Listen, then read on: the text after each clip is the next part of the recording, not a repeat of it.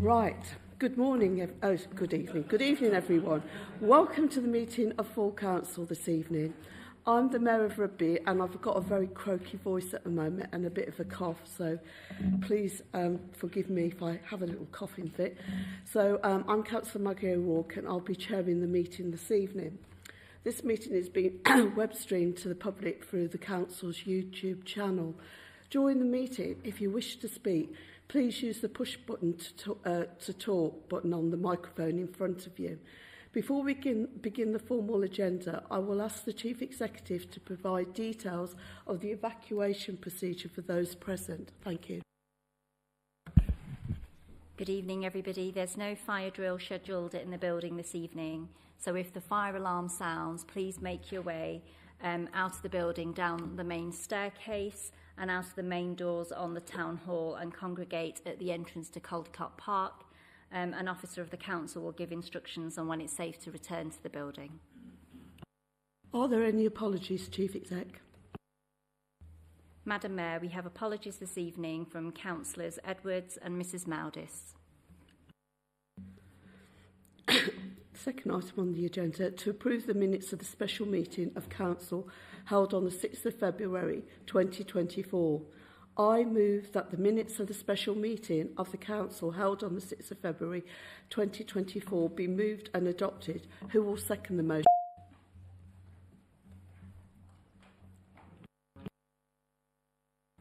Oh, I will, Madam Mayor. Apologies, my button wouldn't work then. You off inadvertently. Sorry about that. My fingers are too big for all the buttons, so apologies. Right, those in favour, please show. That's carried, thank you. So we're moving on to declarations of interest. Can I remind the members that when they declare interest, they must also declare the general nature of that interest. Are there any declarations? And I'm going to allow time under each one so you can respond. A, non-pecuniary interests as defined by the Council's Code of Conduct for councillors. Nope. Pecuniary interests as defined by the Council's Code of Conduct for councillors. No. Notice under Section 106 Local Government Finance Act 1992, non-payment of community charge or council tax. Right. So, moving on to Mayor's announcements, I'd just like to say I was delighted to be able to attend the pancake race on the 13th of February in the town centre, which has now been reinstated by the Rugby Brough Lions in collaboration with Rugby First. Thank you to everyone who went at the race and joined in the fun despite the weather conditions, which were far from ideal. Everybody had a lot of fun, young and old, all running. It was a great event, and I think it's great to see some of these traditions being re-established. I also recently presented the Rugby Club. You can see I've been around for a while. I recently presented the Rugby Club with the Mayor's Appreciation Award for their commitment and hard work with the youth of rugby. So I really wanted to let you all know that I think we should appreciate what these organisations do. So they've received one of the Special Appreciation Awards.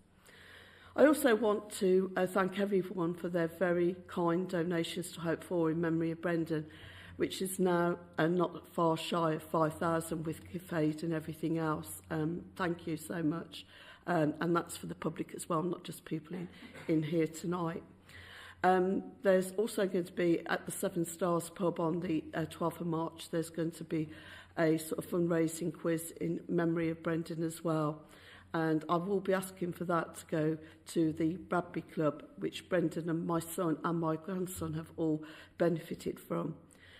In terms of the Mayor's charity, we also have a quiz on the 4th of March at the Bell, which my fantastic assistant Kevin will be presiding over as the quiz master.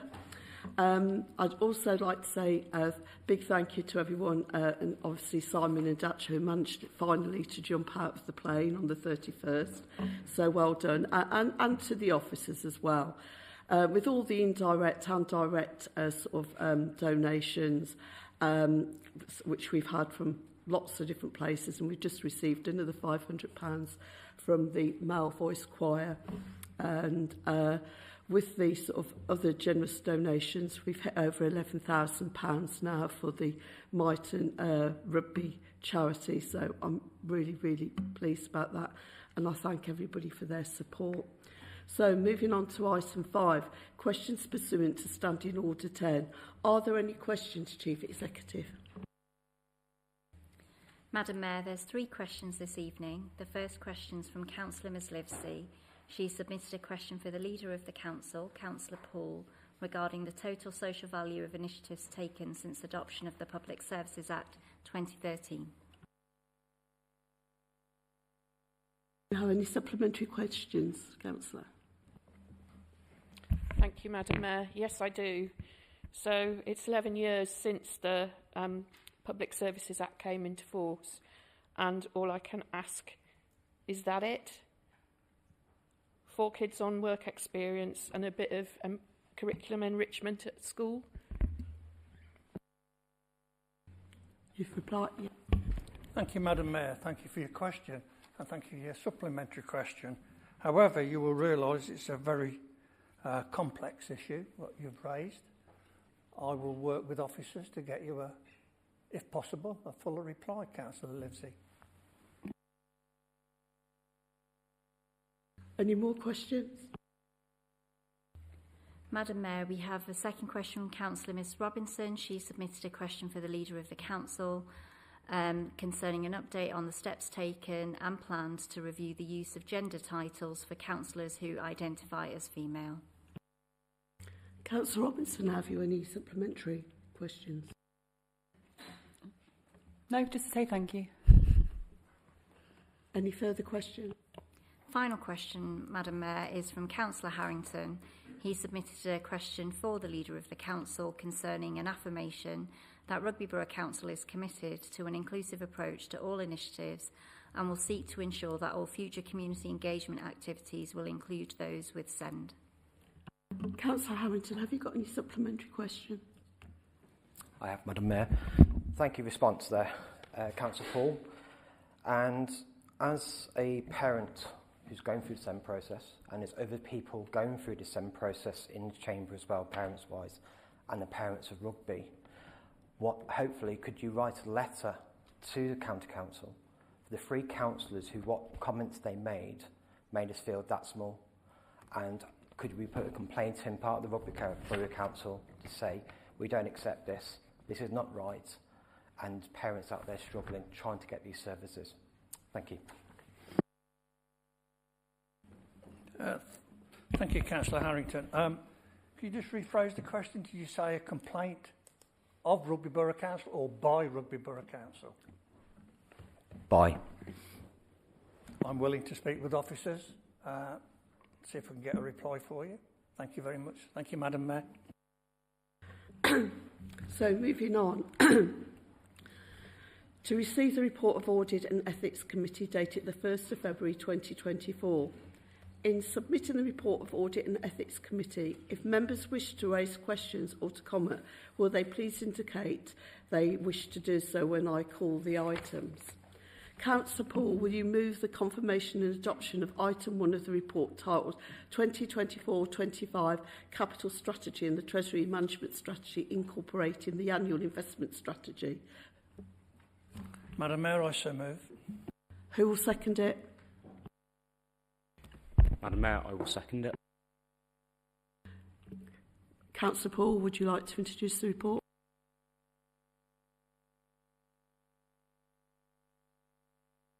Mayor, Audit and Ethics, I'll just move the report as printed. Thank you. Have we got any speakers? No? No. Okay, thank you. I would now submit for confirmation and adoption of that whole report, subject to the amendments, which there aren't any. So those in favour, please show. That's carried. Going very quick tonight. If it will stay like that.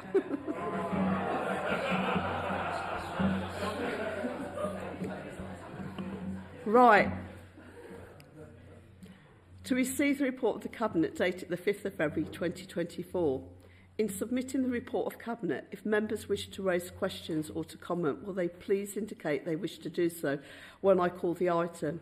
An updated report at agenda item 7A, together with the supplementary report, will be considered along with this item.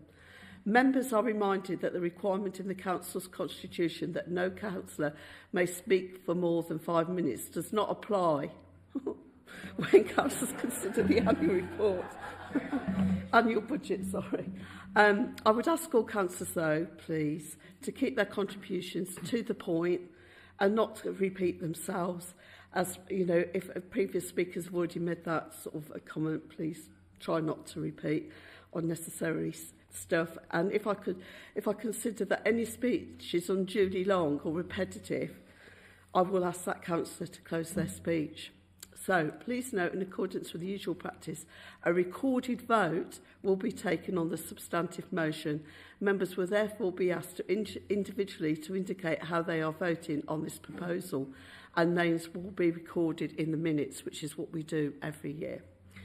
In order that this item can be dealt with as a single debate, including the proposal of amendments, we have to propose amendment of the Council Standing Orders, paragraph 13.6, which will need to be suspended. So what we're proposing to tonight, if you've all had your briefing, is we will sort of call on the leader to move the report and second it, and then we will be obviously moving to the First Amendment from the Labour leader, and then on to the Second Amendment from the Lib Dem leader, and then we will treat it as one debate. You all get to speak once, except if you're a mover, and then you get a right to reply. Is everybody okay with that? We're clear about that, okay. Okay. So, who will move the motion that Council Standing Orders 13.6e be suspended? Am I moving it then? Yes. I'll move it. And who will second the motion? I will second you, Madam Mayor. Thank you.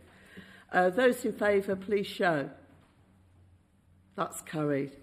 Councillor Paul, will you move the confirmation and adoption of item 1 of the report titled Council Tax Base 2024-25, Draft General Fund Revenue and Capital Budget 24-25 and Medium Term Financial Plan 2024 to 2029, together with agenda item 7A and the supplementary report? And who will second it? I will, Madam Mayor, and I so move. Can I ask you to introduce the report? And I have been, yes, I've got.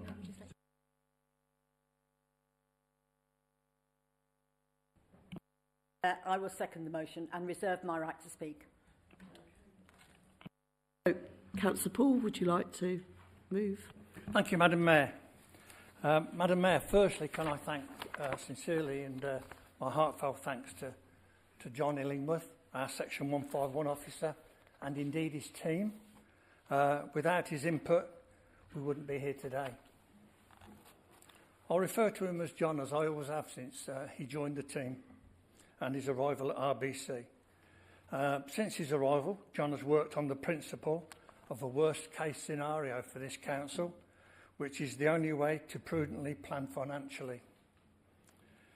Madam Mayor, it's been 9 months since I was elected leader of this council, and there have been many major decisions made by this council, some of which I will mention tonight. The Corporate Strategy Delivery Plan was seen as a continuation and enhancement of the council's work with local communities within the Community Safety Partnership being reviewed, and a Community Safety Partnership strategy being brought forward alongside work with the community and voluntary sector, engagement with tenants in the social housing sector, and re-establishing a landlords forum. The local plan was strongly debated in its council chamber, and a full review of the local plan was voted and passed by members present here today, and issues and options for the next local plan have been out for consultation from October. Consultation was completed on the 2nd of February and is being analysed as we speak by officers and the results will be brought to a future meeting. The Town Centre Regeneration Strategy is a cross-party working party made up of all three leaders, its deputies, and supported by the Chief Executive and our officers. This was brought forward to enhance rugby and make it a better place for our residents, communities and businesses. This group is working at fast pace to enhance the shopping, leisure and entertainment benefits for the residents of Rugby Borough. We are already using the £5 million Town Centre Reserve that was proposed last year to deliver this work. And as we speak, CBRE are undertaking detailed work of which I hope to be able to speak in the coming weeks, Madam Mayor. The Corporate Peer Challenge was held in early October this year, where a cross-party of councillors and peer officers from the LGA visited the Town Hall and carried out a review of how we operate.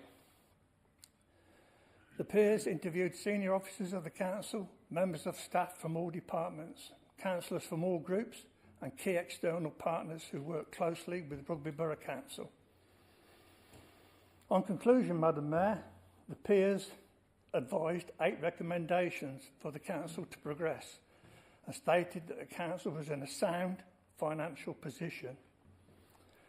The recommendations have been formed into an action plan which was debated and passed at council on the 5th of February. Madam Mayor, the budget. As you'll hear tonight, council is not by any means in a poor or unstable financial position, as we have often heard incorrectly from the benches opposite.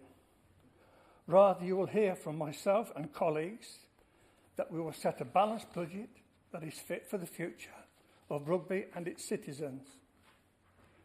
This council, Madam Mayor, is nowhere near being served with a Section 114 notice, not like Birmingham, Liverpool, Nottingham and many other councils across the country. Operations and Traded Services portfolio are preparing to undergo a thorough review of their service, details of which will be brought to this council in due course. This will ensure, Madam Mayor, that the service is running efficiently and effectively with budgets aligned to the recommendations that will be presented to members for approval. As Madam Mayor already knows, that some of our in-house services are shared services with other councils within Warwickshire and Northamptonshire. With that in mind, I have asked the leadership team to pursue any further possibilities of shared services with other councils for consideration as a part of our medium-term financial planning. The Section 25 statement states that the council has corporate reserves of £20 million. We are currently putting £7.6 million into the business rates reserves for the forthcoming year. Together with prudent administration of fees and charges, that is why we're in a strong position. Madam Mayor, if we stood still today, we are capable of running for another 4 years. Fees and charges. Garden waste. This operation cost the council £1.1 million a year to run. So the first time since waste inception fees will rise. We are proposing that it will rise year on year with inflation to ensure that the service covers its costs. There are on average 24,000 subscribers to the garden waste since 2017-18 and the tax base is approximately 52,000. But Madam Mayor, there is no way of deciding who has got gardens with all our flats and apartments who do not have gardens. The previous leader thought it was not the right time to increase the green waste charges due to the cost of living crisis. However, salaries have increased by 42% and fuel is at 200%. We are also comparable with other local councils and cheaper than some. Council tax, Madam Mayor. One of the main reasons we're here tonight is the setting of council tax. You have and you will hear that councils across the country are raising council tax above the permitted limit and going to referendums to apply for larger council tax settlements. We are not. We are proposing a 2.99 increase on council tax on a Band D property in the borough, and this will move a Band D property from £210 per annum to £217, a rise of £7. Although it is never pleasant to increase council tax, it is important that our communities continue to have access to support the service of which the council provides, such as our housing advice service, refuse collection, street cleansing, environmental health, community safety, parks and open spaces. Madam Mayor, the list could go on, but it is right we continue to look at ways to invest in our resources, our staff and our residents. Through the balanced approach we are taking, we are able to continue to fund projects and infrastructure for the local residents whilst ensuring the taxpayers who fund us receive value for money. Here. Madam Mayor, we are accelerating our parks refurbishment programme and will continue to look further opportunities to invest in line with our corporate strategy and the needs of interest of our communities. Madam Mayor, I so move.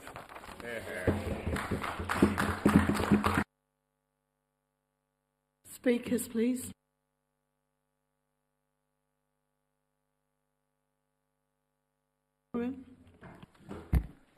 Thank you, Madam Mayor.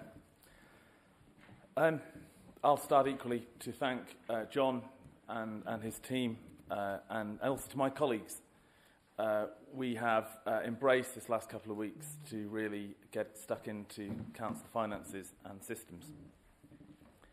I also will make a start at the start that I'm going to be more serious than normal because I think this is a very serious matter, and I want to make clear that these aren't personal comments. I really struggled as to actually where to start with this because it's something that's been taking up our time now and our thoughts for a number of weeks. But I'm sorry to start with a rather blunt statement. The Conservative budget is poor for so many reasons. And so it got to me thinking, what was in your collective minds when you were putting it together? So, the budget booklet handily has a foreword. Now, within it, you state that you have high aspirations for the council and its residents. Those aspirations are not specified. They're not spelled out. But in case there was something there isn't a realistic pathway to achieve it. Now, you're absolutely right, Councillor Poole. We live in a time of cost of living, a crisis, and we have huge uncertainty around local government funding. I'll come back later, but I think the reference to big cities is just ridiculous. Big cities that have all sorts of responsibilities for, hundreds and hundreds of thousands of people, for education, for health, for their social services is just ridiculous comparing it to Rugby Brough Council. But you're right, we're in an absolute mess. But whose fault is that after nearly 14 years of the Conservatives at Westminster? Recent economic stats paint the worst era of economic activity since 1955, with 7 consecutive quarters of growth per head decline. Now, you state in your foreword that this strategy complements the previous years of sound financial management. I believe that's patently not true. And I'm genuinely curious as to what your definition is of sound financial management. Before my time, the Conservative administration in this council has taken various attempts to freeze council taxes for what can only be described as electoral gimmicks. The compounded effect of that is something that we see now. There is absolutely nothing being done in this budget for a positive income generation. In effect, when you step back, you're relying totally on the on development of industrial warehousing sheds across every blade of grass in the borough. Or, and I noted this a couple of times, you're sitting on banks of unspent funds, accruing tiny amounts of interest, And then you're trying to highlight that as income. Now, excuse me, as a new councillor here, but you're missing the point. A council is to be active and ideally proactive. The level of projects that are stalled is worryingly high. Now, of course, I understand over the last couple of years, everyone on those benches have been sitting with your fingers crossed, hoping, praying, that the business rates reset is put off each year. And I shudder to think what would have happened to this council if that business rates reset had taken place as originally planned. But let's be under no illusions. That was luck. It was nothing else. And now, as it stands right now, the medium-term financial strategy is timed exactly to stop at the point the cash runs dry, where this council, its financial position, literally falls off a cliff. According to this budget, come 2029, the council has to find 5.4 million, but, oh, hang on, by that time, the reserves are spent. So what are you proposing to do then? The report is absolutely silent on that. Now, you talk of wanting to create a borough that will benefit all residents. For everyone's appreciation, it would be great to understand how is that being measured. Because one thing that's striking, again, as a new councillor here, is that there's an absence of absolutely clear parameters of how well our residents are doing, how they're feeling. So I don't know how you can make that statement. But you mentioned in your forward again, the environment is important. It's got to be clean, it's safe and healthy. So I imagine that follows in your mind the council's decision to declare a climate emergency in July 2019 and our much vaunted £1 million climate emergency change fund. Well, in colleagues doing their research, to date, the spending from that fund is £15,000 from £1 million, announced in July 2019. Now, I appreciate that some in the Conservative Party don't consider climate change a real issue. So, if that's the case, it would be helpful if that could be declared openly, instead of pretending that climate change is an issue, but not doing anything material about it. Now, the best bit, you talk in the forward about, thanks to your continued financial prudence, we're now able to deliver on the promises that we made on town centre regeneration. Now, excuse me for being candid here, that's just a barefaced lie. Financial prudence, you're leading a council that still doesn't have its own economic development policy. We're in the start of 2024 and we don't have our own economic development policy. Now, you mentioned town centre regeneration. Now, I've been in all of those town centre meetings chaired by Councillor Roodhouse. At the moment, I think Councillor Roodhouse would agree, nothing's been delivered yet. You're right, and a consultant has been appointed. Congratulations. Now, Seblo, it's interesting in times gone now since, it seems opinions were shared across the town hall. But I remember him standing there last year with his little trumpet and his 178 words. You said in your speech. Pardon? Nothing personal. He had a trumpet, didn't he? Can we all go through the chair, please? Thank you. So he stood and he announced 178 words for a town centre plan and £5 million. And then you all went out and you repeated that in your leaflets. Congratulations. Now, I said at the time that plan had no substance. And in subsequent meetings, Councillor Picker, you've agreed with that. There was no plan for £5 million. To date, £158,000 has been spent. And indeed, at the end of this medium-term plan, there's still £3.6 million left in that fund. So when you speak of detail of regeneration, please be specific. The final statement in your forward is the one that really does take the biscuit. You state, and I quote, "This strategy will help us stay ahead of issues and be agile in facing new challenges head-on." Now, on what possible grounds do the residents of Rugby have to trust that statement? In this budget, and all its different proposals, it illustrates the importance of every single pound that we have. Now, I'm really proud of our specific amendments that we've tabled. In some areas, this Conservative budget attacks the weakest and the most vulnerable in our society, increasing the cost of burial plots by 21%. There's remarkably little commentary on that increase. Are we all collectively happy to deliver that plan? Our amendment keeps that increase down to the rate of inflation and would cost this council just £11,000. That seems a worthwhile investment. The same too for what only can be described as the crude, petty increase in the cost of the Lifeline personal alarm service.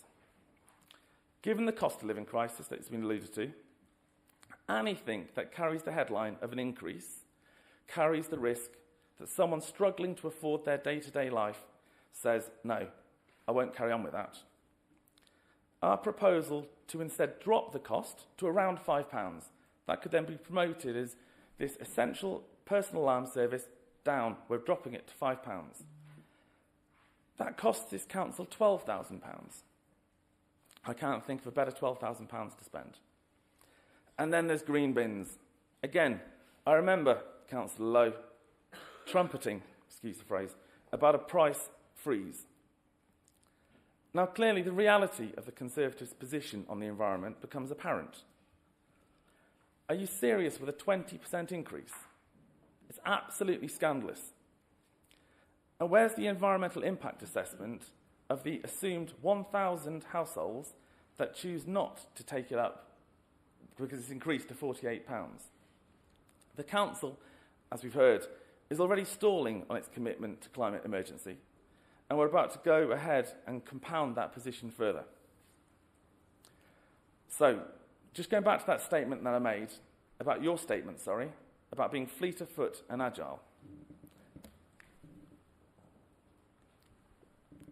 Do you want to explain, for those of us interested, what happened on the 6th of April 2010 when the Community Infrastructure Levy was introduced? Were you so fleet of foot that you missed it entirely? And then, unlike pretty much every council in the UK, you kept missing it every year until last year. And even then, when you finally brought forward SIL, you omitted industrial warehousing. Councillor Picker, as an individual, I've got a lot of time for you. Genuinely, I do. But as a politician, I'm sorry, but your response generally of shrugging your shoulders and saying, it wasn't me, Gov, I wasn't the portfolio holder then, is not acceptable. And then there's the absolute brass neck of your recent election leaflets talking about you're going to finally introduce SIL, as if it's a good thing. Well, it is a good thing. It was a good thing more than a decade ago. But first, please, can you have the manners to apologise to the residents of the borough for missing out on £20 million of revenue? Now, Councillor Picker, you've asked me for stats to back up that 20 million assertion. And given how important that missing 20 million is to these council funds, I'm very happy to share. My calculations are derived from the data kindly supplied by the council's planning department, and I've used judgments, a rate with a wide source of agents, and my own 20 plus years of experience in the industry. I've also been an expert witness at SIL inquiries. In only 10 years from 2010, this borough has seen 6.4 million square feet of industrial warehousing and 350,000 square feet of retail. That's only to 2020. Clearly, we're aware since then an avalanche of additional warehousing has been built. Now, I'm not an expert on residential SIL calculations, but you'll know from your own council's independent report, paragraph 10 of the SIL evidence report at the meeting earlier this month, SIL revenue estimates alone to March 31 are £8 million. Now, there were absolute protestations on your bench regarding the impacts and viability of introducing SIL. That's absolute rubbish. Again, your own independent advisor's report dismisses that outright. BNP Paribas state that SIL for industrial warehousing could actually be £11 per square metre. But you've elected to go for £5, which, by the way, equates to 0.36% of net development value. Now, I've got no issue standing by the assertion that you've deliberately or mistakenly missed out on about 20 million of lost revenue. But given that the council's total net revenue budget this 24-25 is 21.746 million, that is pretty much an entire year's worth of revenue and spending that you have somehow mislaid. Despite being, as you said, fleet of foot, that is shocking. And I'm sure it deserves an apology and an independent investigation rather than a simple shrug of the shoulders. So, I want to liken this Tory budget to a pantomime horse, lining up at the start of the Haydock races, the 320 at Haydock. Good-spirited amateurs, unfortunately not knowing which end of the horse is the back and which is the front. But it's more than that, because this budget is devoid of ambition and it does nothing to correct the inefficiencies and the poor functionality of the council. And in turn, that means it does nothing to improve the lives of residents and the prospects of businesses. That's a serious failing. Now, one councillor, who I won't embarrass to name, said entirely unprompted in my hearing that they had decided to become a councillor because they wanted to change the bloody world, to make it better. Now, by comparison, there's nothing in here that gives a hint of that ambition or that drive. And at a time of grave macroeconomics, it's even more crucial to have a local authority who are performing. There's a constant reference throughout council paraphernalia about the borough being a high-growth borough. Growth of what? When we challenged this last time, and we asked, what have you done to really generate growth and income? Sherborne was the reference. Now, Sherborne's great. Again, thank you to officers providing details. But clearly, it's a collaboration with multiple neighbouring authorities. Rugby didn't lead it, didn't initiate it, and owns 9.45% of the company. To see real change quickly, to inspire, to believe in this town and its borough, we need a Labour group in this administration. We not only need a strategy for growth, but an actual plan and a commitment to deliver. No more Conservative hollow promises, fake news headlines, and inadequate processes. Instead, we need a better, a fairer, a greener Rugby. Now, this legacy of false promises and inaction from a do-nothing Conservative council is staggering, and I'm sure my colleagues will also want to highlight those points. But we've got a failure to deliver to spend the Climate Change Fund, a failure to plan to spend. Never mind spending it, there's no plan to spend the Climate Change Fund, the Town Centre Fund, or even the Transformation Fund. It beggars belief. But none of these failures are declared or they're made transparent, and that's the problem. Because due to the poor practices, all we get is flimsy headlines. There's no annual statement of where we are on those key metrics. There's no transparency. So as I've said in respect to the budget for 24-25, we propose minor amendments to the headline numbers. And we remain hopeful that both political parties opposite will support us. However, as stated, the above changes are only planned on operational budgets in the year, and they're minor.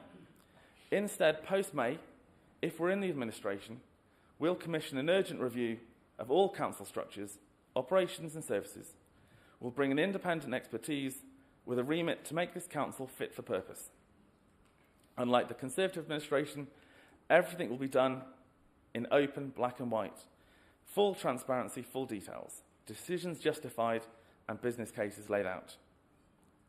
So looking to the future, rather than continue with this zombie administration, Labour will put this borough on its feet with clear ambition and a roadmap for delivery. We'll reappropriate capital sums previously committed to the other areas that remain unspent. No new money, no borrowing. So today we commit to two key programmes around a central theme to regenerate this borough and to instil a sense of pride and ambition for everybody. First, we have a Love Rugby initiative to rightfully restore the borough to a higher place. We've got so many great strengths as town and in our villages that we need to coordinate this into a genuine programme of events and engagements across the borough, involving businesses, residents and voluntary groups. For the moment, we've identified 3 strands to a Love Rugby vision. First, a Love Rugby festival, to celebrate the best of rugby on and off the pitch. A week-long celebration of the game, with clubs, schools encouraged and supported to organise special games and tournaments, to bring teams into the borough from across the country and internationally. And then a festival off the pitch, with encouragement and support for cafes, bars and restaurants, to organise special musical arts and cultural events throughout the week. A Warwickshire version of an Edinburgh Fringe.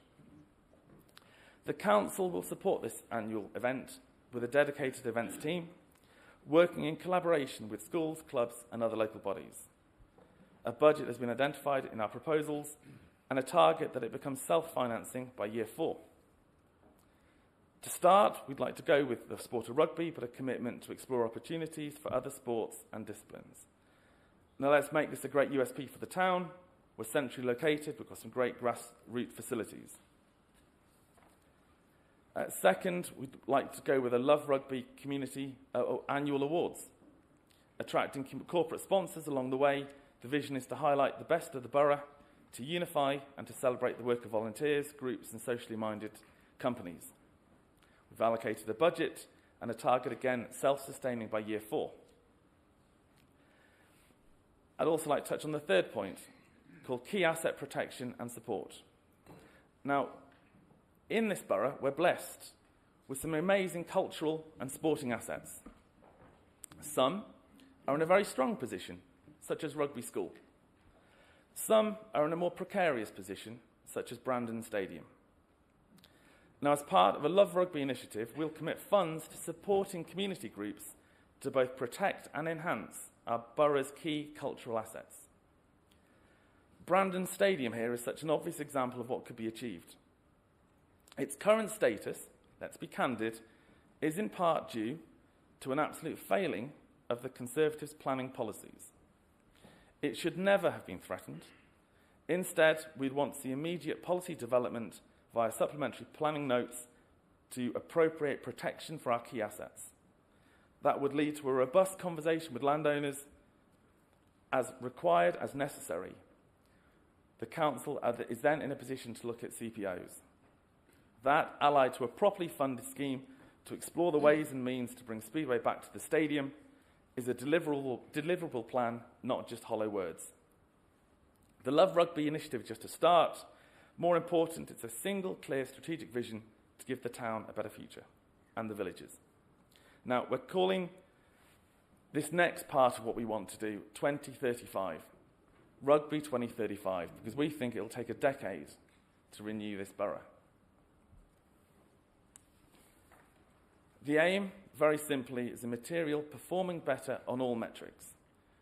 We want to be fairer in terms of how we look after the weakest and the poorest in our society. And we want to be greener, making a step change in how we address our environment. Within the first 90 days of any Labour administration, we'll look to work with parties to flesh out the detail of our initiative. We'll look to include multi-agency partnerships as a simple, clear statement. By 2035, we want to remove all households from poverty in rugby, as well as better education, healthcare, public transport. All of these metrics can be defined and can be stated year on year with progress reports. Only by being really overt in the ambition can these things be achieved. And as well as government agencies and local government partners, we'll look to embrace all businesses and volunteers, asking them all to contribute and to sign a pledge to Rugby 2035 and no poverty in the town and its villages. So, the problem, and I did hesitate in joking about a pantomime horse, because it's a funny idea, but the issue isn't funny.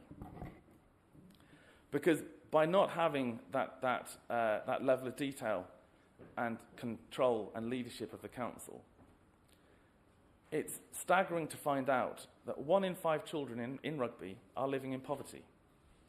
Nearly 4,000 children live in households struggling to afford the essentials or enjoy a decent standard of living.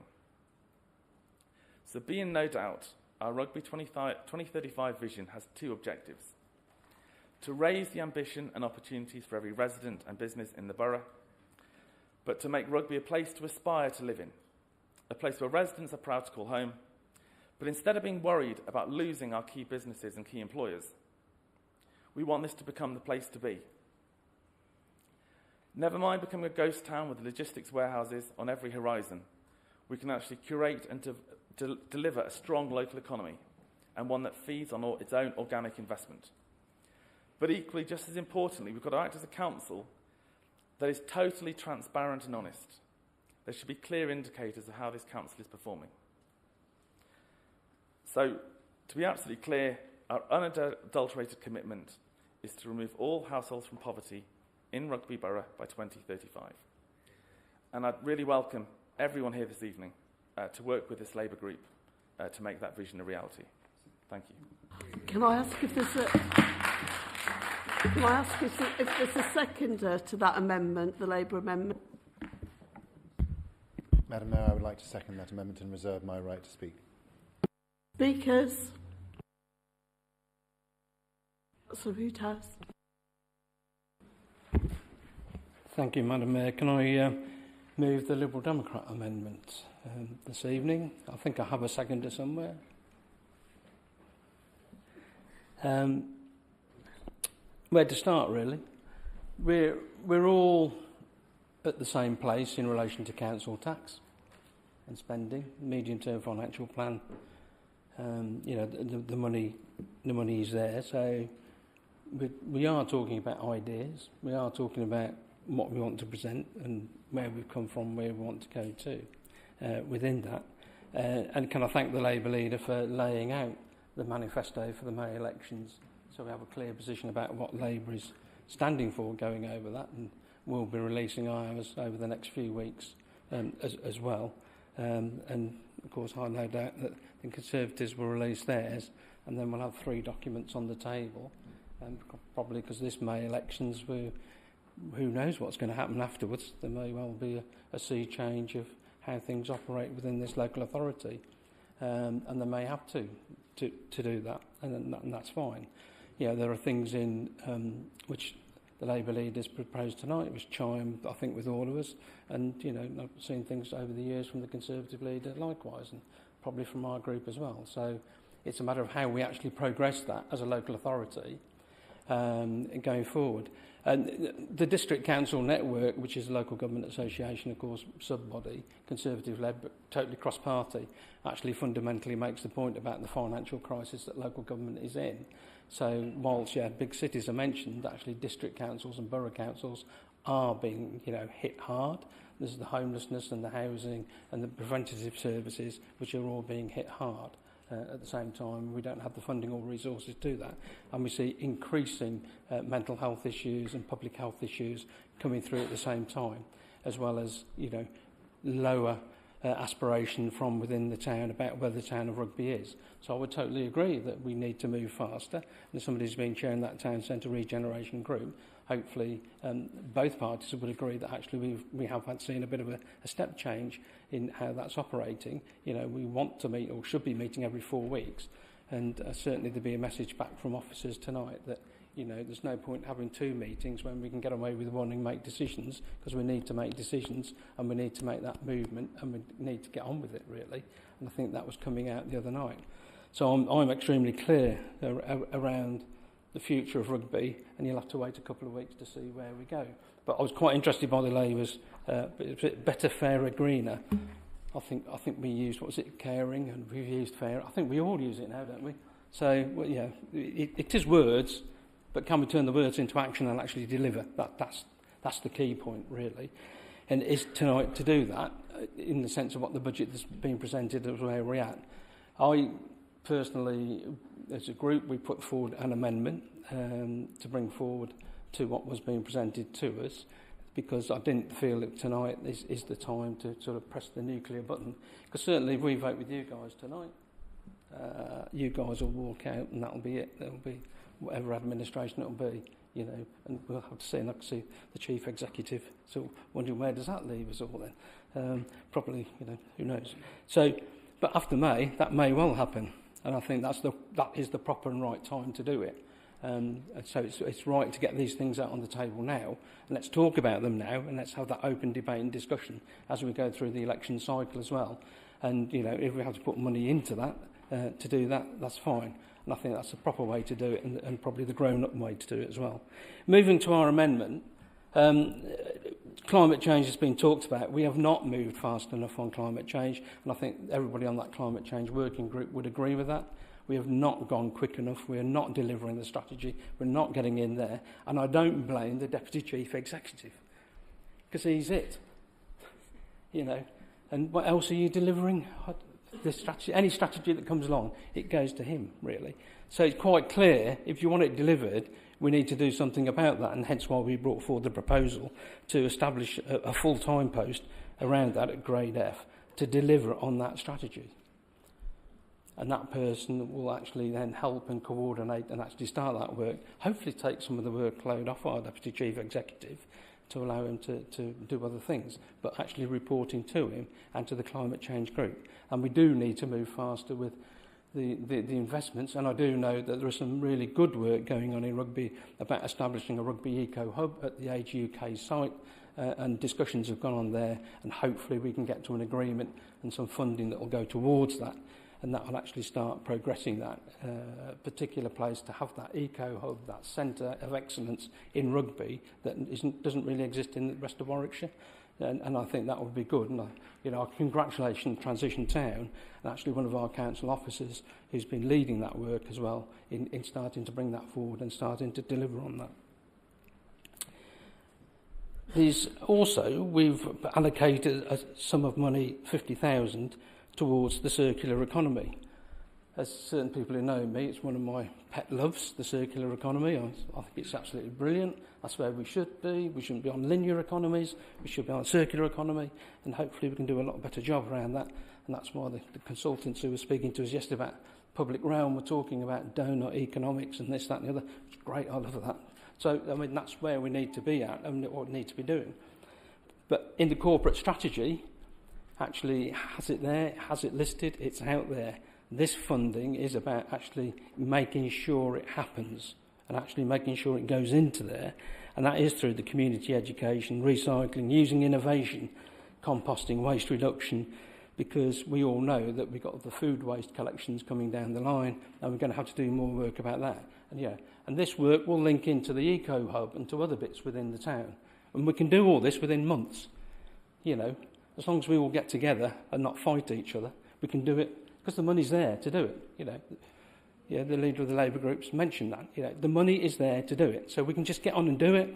You know, get back to the basics of delivering it and worry about all the bureaucracy later. There's an allocation of funding here which we have to hold on to. The Chief Executive is fully aware about this, but we have to put some money on the table around health.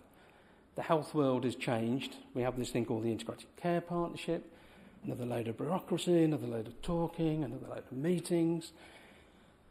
It gets very tiring. But we have the thing here called the Rugby Place Partnership. You know, there's the South Warwickshire one and there's North. And there is a disconnect between what they call the Integrated Care Board and the hospitals and what happens locally with the health priorities for us locally within Rugby and the Rugby Place Partnership.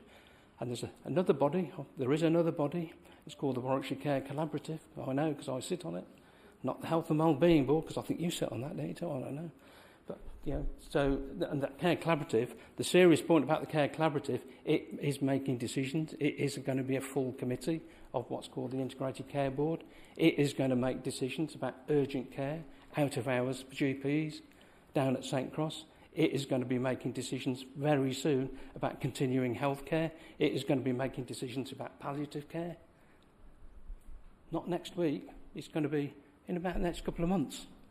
So it's happening. And we're lagging behind that as Rugby Place.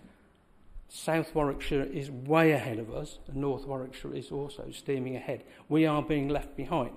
If we're serious, all parties are serious about St Cross and health provision in this town and what it wants to deliver, we need to back that up.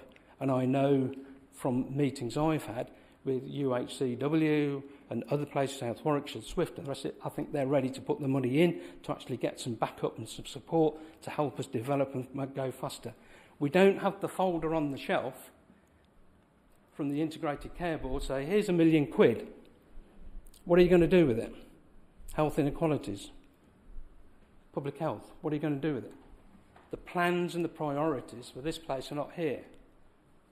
And that even includes, people talk about an accident and emergency unit and out of hours and GPs.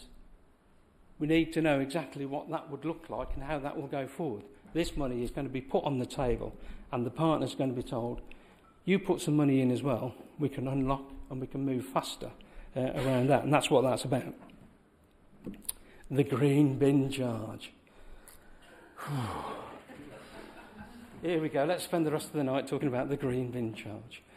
I noticed that the leader of Derek, I noticed Derek didn't quite say 48 quid, but it is a 20% increase. Our group, of course, initially when it did come in, didn't support it, we hated it and didn't want it to happen. We thought we could have done things differently.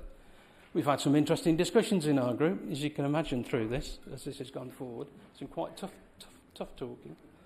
But quite clearly, fuel and certainly the salary costs that local government has been hit for, the government says, let's increase the living wage. That's great, fantastic. It's really, really good. So it comes through, and then the Chancellor gets up, but you've got no more money, local government, but you still have to pay everybody more money. So where's it got to come from? So all the costs keep rising and going through. So we've arrived at £45, not 48. And that's what we're seeking support around that to go forward on, because we do believe that a 20% increase was just way too high around that. The rest of the items that we've actually brought forward do talk about the UK SPF fund, looking to kickstart public realm improvements around the church walk and around the town and the church. Probably not dissimilar to Labour's proposals about wanting to do stuff around the church and around that magnificent church that we have. And of course, I think it was Councillor Sanderson brought forward the issue about calling it a minster as well. So no doubt we'll want to go down that route. We've also recognising, and John and his team, thanking them for all their work they've done, I think would agree that while we're in this hiatus of no overall control or different groups wanting to do things, we should bring cross-party budget working much, much earlier. We should be doing that, sort of September and meeting cross-party all the way through and then we can have the dust-up about green bins in February. And lastly, that also, which I believe is probably one of the more important bits out of all of this, take all the money away, it's actually prioritisation. We have too many priorities. We need to strip them down. We need to get much fewer. We need to make sure there's very good performance indicators, and that's not just a number, but what is it? What's the outcome we want? And are we clear about that particular outcome? There's some really good stuff out there we could use, which is around communities and how we can do that. So, Madam Mayor, that's the Liberal Democrat amendment, and we'll see who wants to support us. Thank you. Any more speakers, please?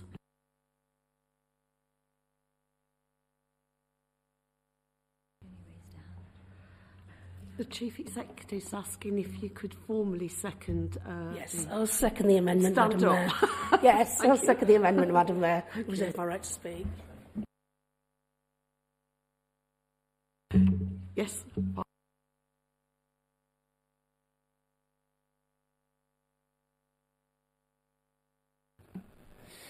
Thank you, Madam Mayor.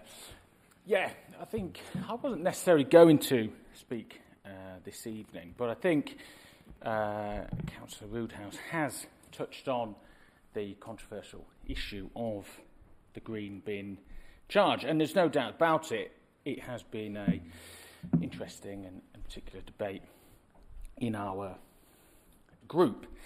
I think, probably from a personal point of view, the charge is difficult, the increased charge is difficult to stomach, but we are potentially the arguments we originally made back in 2016, 2017. The race has run. We are in different economic times. But I do think the principle of the charge has created the slippery slope that we're on. And fundamentally, I'd put on record, the green bin charge is a bad policy. It is a bad policy. We know from the original report that came to Council in 2016, 2017, all neighbouring councils, borough councils, not city councils, who had introduced a green bin charge had seen fly tipping increase. Not a single one had any different. It is a fundamental bad policy. So I think in future, when perhaps economic times are brighter, we need to look at it again. The arguments are that green bin charge brings in no income. Yes, but it brings in debt. And it was reported by Rugby Brough Council in 2021 that fly tipping and illegal dumping costs over £212,000. The incidence of fly tipping in that year, over 2,450 back in, I think, 2020-21, which was a 81% rise on the year before. So you can see a correlation in the trend. Now, the good thing is that those figures have come down. I think DEFRA released them last year. So we have had a 11% increase, but we're still at over 1,300 incidents of fly tipping across the borough. And we've only had 3 fixed-term penalty notices issued last year. So fundamentally, I think begrudgingly we are where we are with it, but I wanted to put on record my own personal thoughts, some of the deliberations we've had, and I hope in future we can perhaps readdress that charge and promote more environmentally friendly policies for residents and encourage green waste recycling without additional costs. Thank you. Any further speakers before I move to right to reply? So thank you, Madam Mayor. I just wanted to talk a little bit about employment, skills and growth. It is mentioned in the budget, but I couldn't see any vision for that. So I just thought it might be helpful for me to set out some of the things that I think about in this area. So I think in rugby we've got really good opportunity to become a centre of excellence for green engineering jobs. We've got the Power Academy. It has we are centrally located nationally, and of course it's very close to the station. When Labour get into the administration, we will have a solid and thoroughly researched economic development plan to attract good jobs for residents and provide career opportunities for young people so that they don't have to go elsewhere to look for work. We'll be partnering with universities and organisations such as the MTC and the Warwick Manufacturing Group, and we'll encourage startups and entrepreneurs with a business incubator, skills and innovation hub, and local enterprise grant schemes through working with local banks. But we'll also take care of people who lack basic skills, and we'll work with trade unions to implement schemes to promote literacy and financial capability and numeracy in the more vulnerable parts of our community. We'd also work with the public and private sectors to ensure that rugby is not only a great place to live, but a great place to work and do business. Councillor Sanders. Thank you, Madam Mayor. Listening to the 3 budgets, it was quite interesting. I'm glad that the leader of the council wants to see a review of traded services. I think that's essential since the government was talking about kitchen caddies coming in. I know our own officers have some good ideas with regarding the collection of rags and electronic equipment, which could actually produce revenue. And we do need to review those services. My concern with that is also, if we don't give those officers some chance to develop their own personal skills and abilities within the service, they'll go elsewhere. There are other councils out there which will remunerate them substantially better than we do. So when we're looking at that review of traded services, can we take that into account? My other concern was, I looked at the Labour proposals and I thought, 40-ton truck, icy road, you put on the brake quickly and you try and change everything around. What happens to the staff involved in that process? Will we be disestablishing posts? Will we be making redundancies? Will we be making major changes that will affect both the HR, our relationship with Unison, and our relationship with GMB? That is a big concern of mine. I think some of the ideas are good, but I would suggest they're going to move this juggernaut around and to get it into that position. It's going to take at least 1 to 2 years to do that. You can't just do it on budget night. It's not realistic. So those are my primary concerns, Madam Mayor, and perhaps the leaders can respond to that accordingly. Thank you. Councillor Picker. Thank you very much, Madam Mayor, and I'm honestly not sure where to start with some of this. I think I'll start by throwing my mind back to where we were at the beginning of this municipal year in May, and we recognised we were in no overall control. We recognised we'd have to do things differently. We set up a number of groups to do that, to try and work constructively across party lines. Some of those groups are making progress. Some of them we would hope would make more progress. Some of them, I think it would be fair to say, progress is absolutely being made in terms of the town centre regeneration scheme. And then there was a proposal to form a cross-party economic strategy group to put together something that we could all get behind over a number of years. And the Labour group didn't want anything to do with it. They didn't want anything to do with trying to actually work collaboratively. So for Councillor Moran to stand there and say, we'll all work collaboratively together and I hope we support it, just remember that. It's not about how we can work together as a council. It was about what happens when you think you'll take control. That's what this evening's about. It's about the Labour Party manifesto for the next election. It's not about the budget. It's not about doing things differently. It's not about working across party lines at all. Is it? Is it? I don't think so. Not from the way you've behaved. I mean, to drop this major amendment at, 4:20 on the day of the budget? That's not sensible. That's not a way to go. And looking at some of the things you're proposing, I mean, it's shuffling things around. It's renaming one or two things. I mean, you talked about a Love Rugby awards night. There's Pride of Rugby. Is that not, you did... I don't really understand the point of some of it, but one that really genuinely concerns me is you're proposing to abolish the Town Centre Regeneration Fund and replace it with the Town Centre Revival Fund. I'm not quite sure of the difference between regeneration and revival. Personally, I think regeneration, and I'll perhaps defer to Councillor Moran here, I believe regeneration is the lingo used within the development industry. And as a fan of Doctor Who, I tend to prefer regeneration anyway, but that's beside the point. But the numbers, you're talking about cutting it in half, essentially, the regeneration fund. It's from 3.6 million in the medium-term financial plan to 2 million.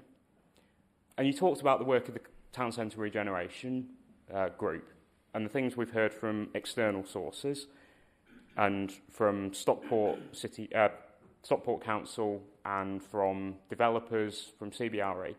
And the one thing that I've taken away from all of those meetings is that we as a council have to be unified on this, because it's going to take years. You know that. I know that. We all know that. And what have they said? You need to be consistent. You need to be clear. You need to be unified. You're a developer, Councillor Moran. If you saw a council going, you know what, we'll change everything around, we'll change all the numbers, we'll change all the funding, would that, in your day job, give you confidence? Because I don't think it would. So to turn around and talk about changing all of that, and then there's all kinds of other little bits and pieces here, and a lot of them feel really familiar as part of the UK Shared Prosperity Funding Local Partnership Group, because a lot of them is work going on through that scheme. Now, I can't tell whether your proposals are to replicate that, in which case I am really pleased that the Labour group has embraced the government's levelling up agenda, or whether it's to not use UK Shared Prosperity funding. Again, it's very unclear, and again, you talk a good game, but I'm still not 100% sure of most of what you're proposing this evening. And green bins, I mean, we can argue about the principle of green bins one way or the other. Personally, I actually happen to quite like Councillor Roodhouse's comments about composting, circular economy. I must declare an interest.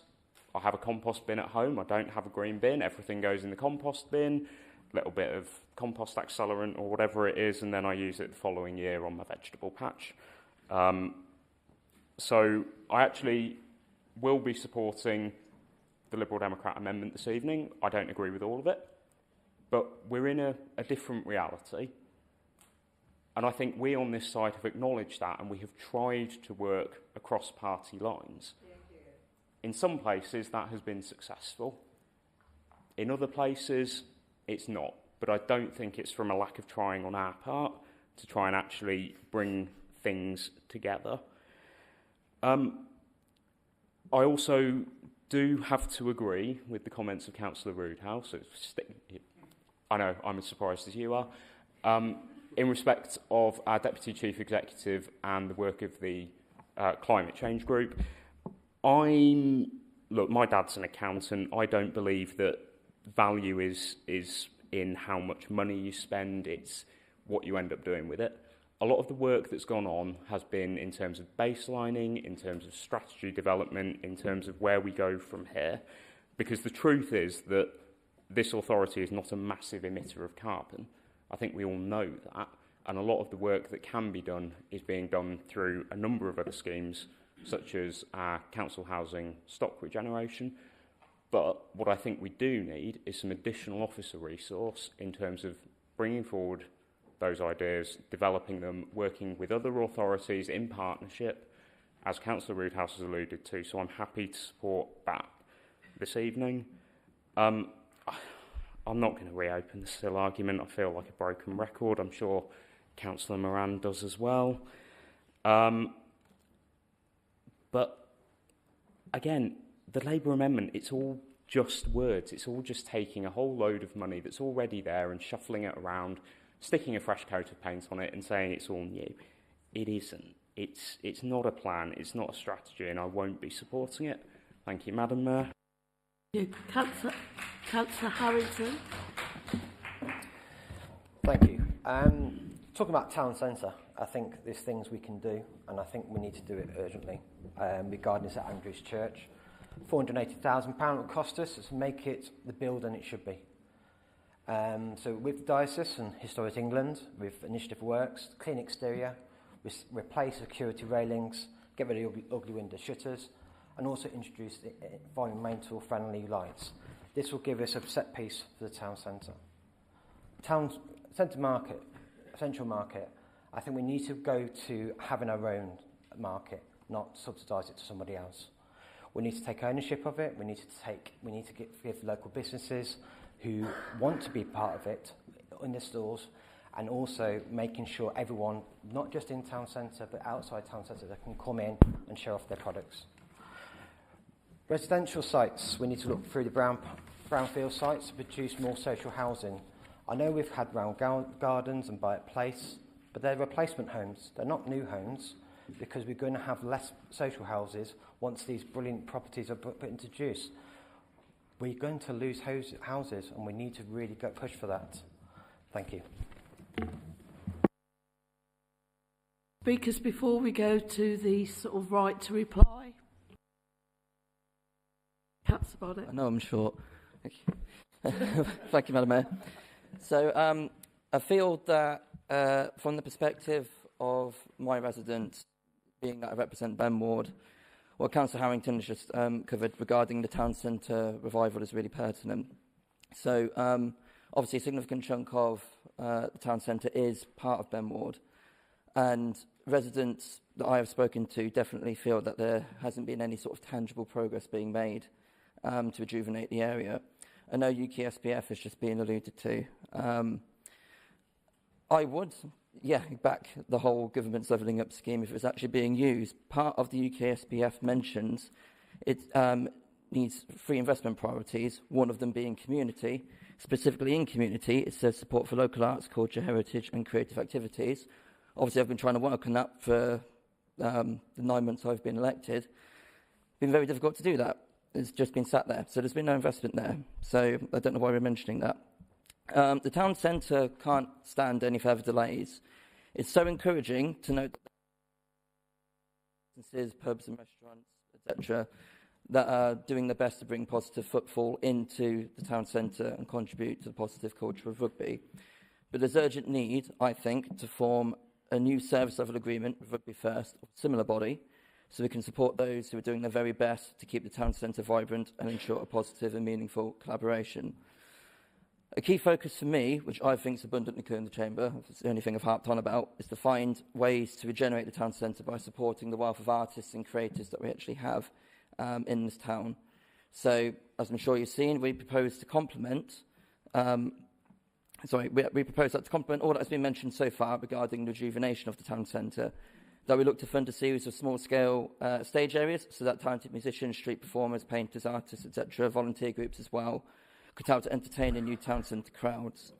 It feels like a lot of these people are doing well despite us rather than because of us.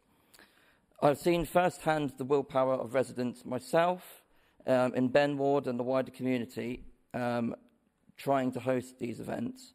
The St Andrew's Church community has done loads, particularly for the Community Engagement Officer and other local organisers, and they've put on eco-events. I'm sure some of you will remember those from last summer. We had children planting bulbs and all sorts in the front gardens of the church whilst musicians played, and painters came along and showed kids how to finger paint, etc., etc. The candlelit concert is becoming quite popular around the town. We've had artists from as far as Ukraine come in there as well. Imagine what we could achieve and what they could achieve with a budget that's ready to embolden them.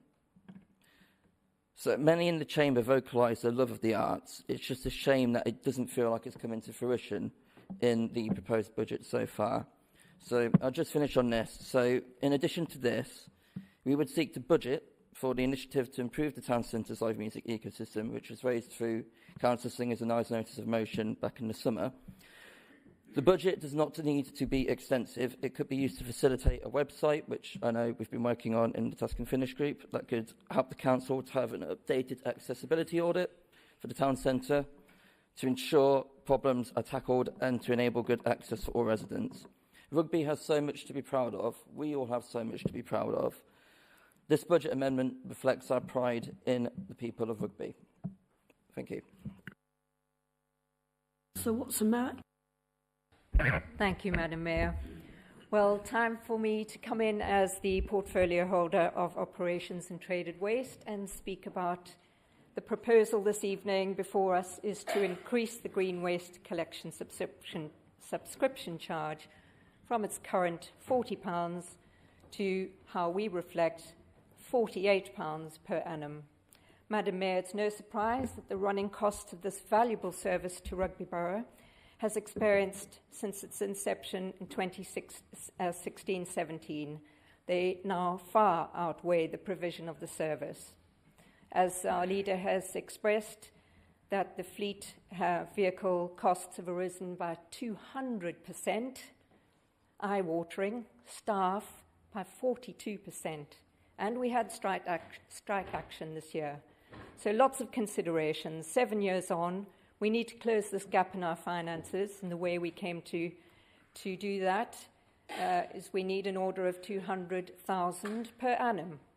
If we base this on a subscription between what we propose, 24,000 to 26,000 residents who have already uptaken the service, let's take at a mid-term 25,000 households. In order to increase, we propose that £8 will provide that necessary shortfall of 200,000 to keep this service at its current levels of operation. Let us briefly look at the important sector-wide average of garden waste subscription charges across many boroughs. That average is currently £52 per year. If the CPI was applied or had been factored in since Rugby started the service in 2017, then our charges would be in line with that £52 today. Therefore, the proposal of £48 is appropriate and extremely fair.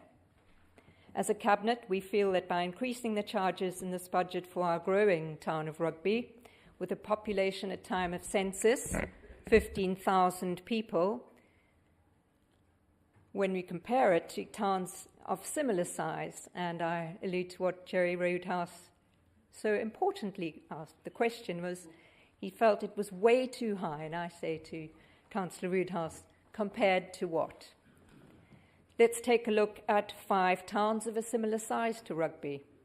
Based on the last census of the councils, Gloucester, and these following charges are already in place for green waste. Gloucester charge £50, Exeter City £55, Salisbury, with an identical population to Rugby, they have a green waste charge of £66. Winchester, 69. Chichester, 69.39. They've really calculated their budget. So if we say, Councillor Roothouse, compared to what? Those are the figures. And going by these figures, the £8 increase to £48 makes us, compared to the census, the amount of people in the town, Councillor, that's what we're looking at, compared to that, realistic facts. So our proposal is the most reasonable of all these. And it is encouraging to see that you factored a £45 in. We appreciate that. We know you've done your research because you like digging down into the figures. We were appalled that Rugby Labour have come up with nothing at all, no increase at all. So, Madam Mayor, may I kindly remind new members of the Council and members of the public who may be outraged first that this green waste subscription charge exists at all. And to Councillor Tim Douglas, you raised some important points here. For residents who are struggling and appropriately policies that are bad policies, I listened to that and I thought I'd better just remind you that there is important fact here, that Rugby Brough Council, like every other council countrywide, are not obliged to provide a free garden waste collection. But Labour would be giving it away at £40. Yes, statutory rights we have, everyone in its council, have a general refuse waste. Your statutory right is to have general waste collected, not green waste. It's almost something that every resident would have to put value to for themselves. Does that provide them value? And they then take up the subscription of the service. Garden waste collection is a discretionary service, therefore, but it's a valuable service which the council feel inclined to keep providing for those residents. And if you ask us why we were delayed in coming forward and waiting the outcome of our uptake and increase in green garden waste provision, we had to base our charges and important decisions around the changes to the way councils were expected to proceed regarding waste collections in terms of the Environment Act. And very recently, we got the important email full of those recommendations for us. For example, there was debate over whether food waste collection was required to be separate from inclusion into green waste bins in the future because of contamination issues. Were we going to scrap the entire way we collected green and food waste and separate, as Stratford and Avon had to do? Would we have to put the costs into those provisions? So it was a necessary stop and debate. And of course, the feasibility and the cost of factoring these changes also included changing the fleet from diesel to electric, for example, and how that would impact on collecting those waste containers. Across the portfolios, in my time as portfolio holder, a working party was tasked to review green waste charges. And as part of those recommendations, we revisited these matters and were able to influence them and worked along finance to understand our position. And Labour would ask, what about those members who don't take up the service fortnightly? And, you know, the workforce and the assets providing this fortnightly collection by the council, you would be putting lots of households in financial uncertainty, of course, with raising those increases. But if you look at the households that do not take up the service, they would then be subsidising those who do subscribe to it. So let's summarise briefly from a financial point of view. We as a Cabinet propose to do what many other councils have had to do and increase their green waste subscription charge. I've shared with you other towns of similar sizes to Rugby, and our proposal is very fair. Let's not be narrow-minded about how doing nothing today might play out in a future budget.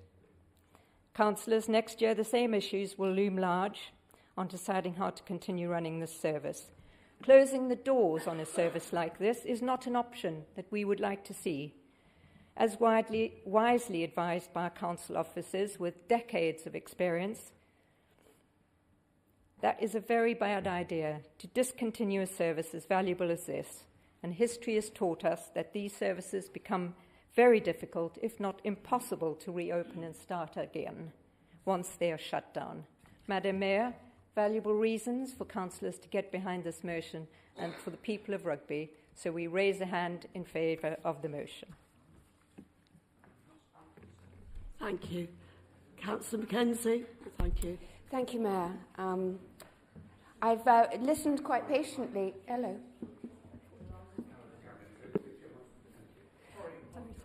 Thank you. I've listened quite patiently to an awful lot of conversation around the room, and I want to bring up 2 points. The first is I want to bring up about the green bin. And I wasn't going to say anything about the green bin. In fact, I hadn't planned to say anything at all in this meeting. I didn't have any notes. But actually, it was a lot of discussion within our group. We did not want to raise it a single penny. And I am quite cross as I stand here, having listened to all of the discussions going on.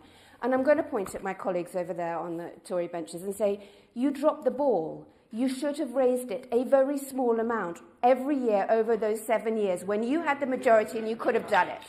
And then we could have held it in a cost of living crisis. And you have now put us in a situation where poor people are funding richer people's garden bin collections because the service doesn't cover it. And that put us in a position of saying, well, actually, we should probably have to raise it quite a lot. But that's not right in a cost of living crisis. You dropped the ball. And you should take responsibility for the fact that you dropped the ball. And we are, you know, it took a lot of concession and an awful lot of discussion and an awful lot of compromise on our side to come at least as high as 45, to bail you out for the fact that you had not done small rises year on year.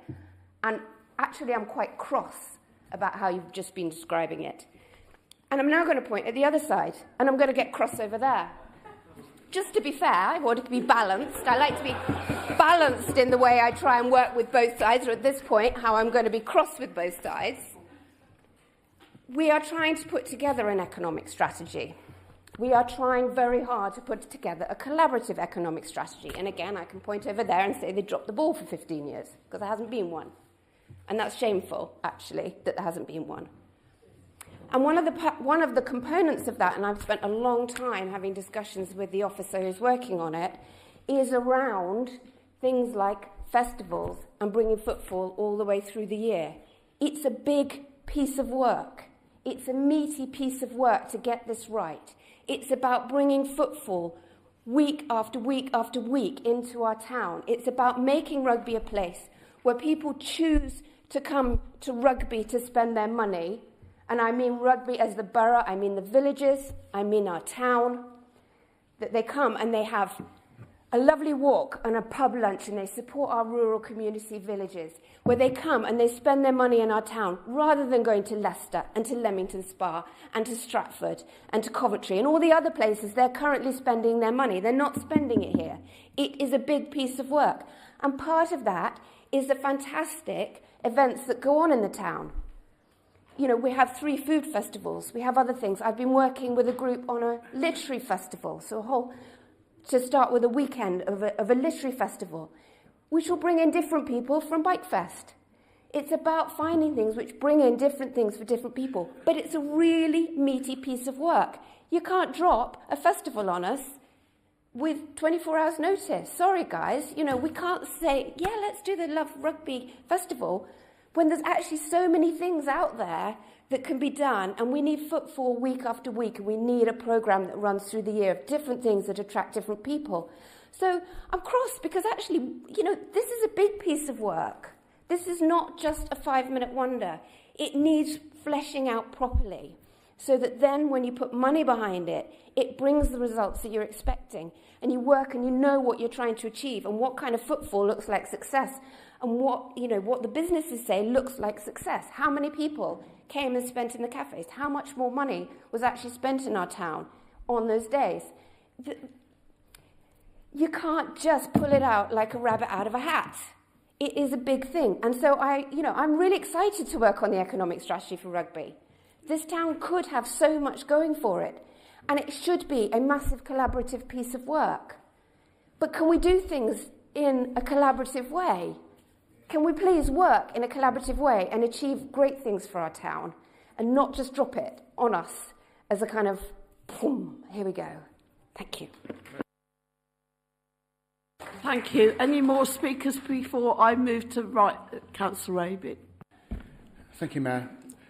I'll keep it brief. I have to take issue with one particular thing that Councillor Moran spoke about earlier in his lengthy speech. I have a particular interest in child poverty, having worked with Bernardo's for some years. There are, unfortunately, Action for Children estimate around 4,000 children in poverty in our borough. Something that has to change, I agree. But your promise earlier was akin to Jeremy Corbyn promising free internet for the whole country. Do you realise that that same charity estimates, don't shake your head at me, that same charity estimates that Action for Children has said that £15 a week needs to be added to a household income to bring that child out of poverty. That's nearly £3 million a year that you're saying Rugby Brough Council will find. False promises. Back up your promises with money and a plan. And not just come up with a stupid plan and a false promise over one night and one afternoon of a budget. Councillor Cardia, sorry. Thank you, Madam Mayor. I don't know, after the both speakers, I'm not going to make much emotional speak now. I'll try my level best. Madam Mayor, I'm going to talk about the crime and safety of Rugby Brough Council. In my ward, Cotton and Boughton, since December 2023, 8 cars were stolen, 2 personal robbery, many antisocial behavioral issues, particularly in our parks, unwanted vandalism to our play equipment, including racial graffiti. In Sorrel Drive Park, recently the play equipment were damaged using a sharp blade type of weapon. Residents of my ward are desperately looking for help and support. Currently, community wardens are stretched, working across the borough, and residents feel let down as there is no tangible action taken to address their issues.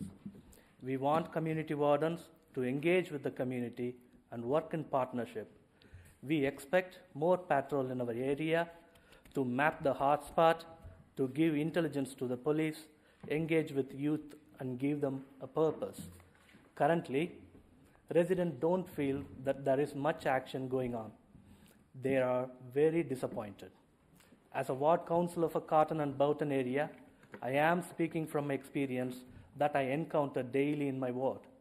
When I speak to the other councillors of the other wards, they all share the same kind of experience throughout Rugby.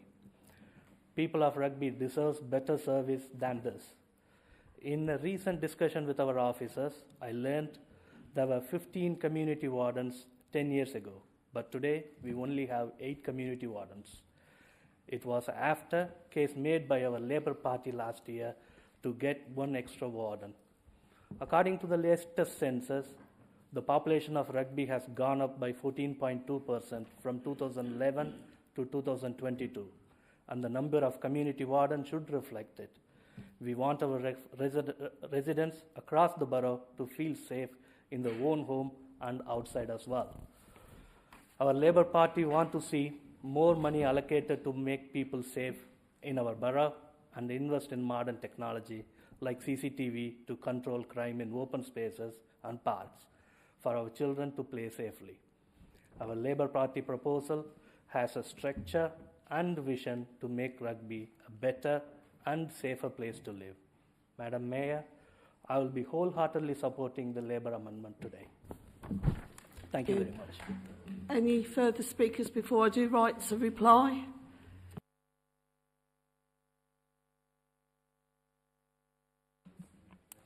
Thank you, Madam Mayor. First, may I give my heartfelt thanks to John Illingworth and his team. John's help and advice has been invaluable during this year in the budget setting process. And I do believe that he has gone far above and beyond, especially in the last few weeks, in this very difficult climate. And I know that I would not be able to stand here tonight and present a balanced budget were it not for his guidance and diligence and careful planning. So, Madam Mayor, we were asked what is the definition of sound financial management. It is setting a balanced budget in this council and a sound medium-term financial plan, which we are working on to extend not just for 3-5 years, but eventually for 10 years. That is sound financial planning. Madam Mayor, as last year, it's been a difficult year and budget setting has been a joint effort between officers, led by Financial Officer John Illingworth, Cabinet, led by Councillor Poole, and some members of the opposition parties. It has not been an easy ride. Uncertainty about the business rates, and I'll come to that in a minute, reset and the future of the new homes bonus has left the council facing some difficult decisions. New members of this council, Madam Mayor, may not be aware of the problems with the business rate reset.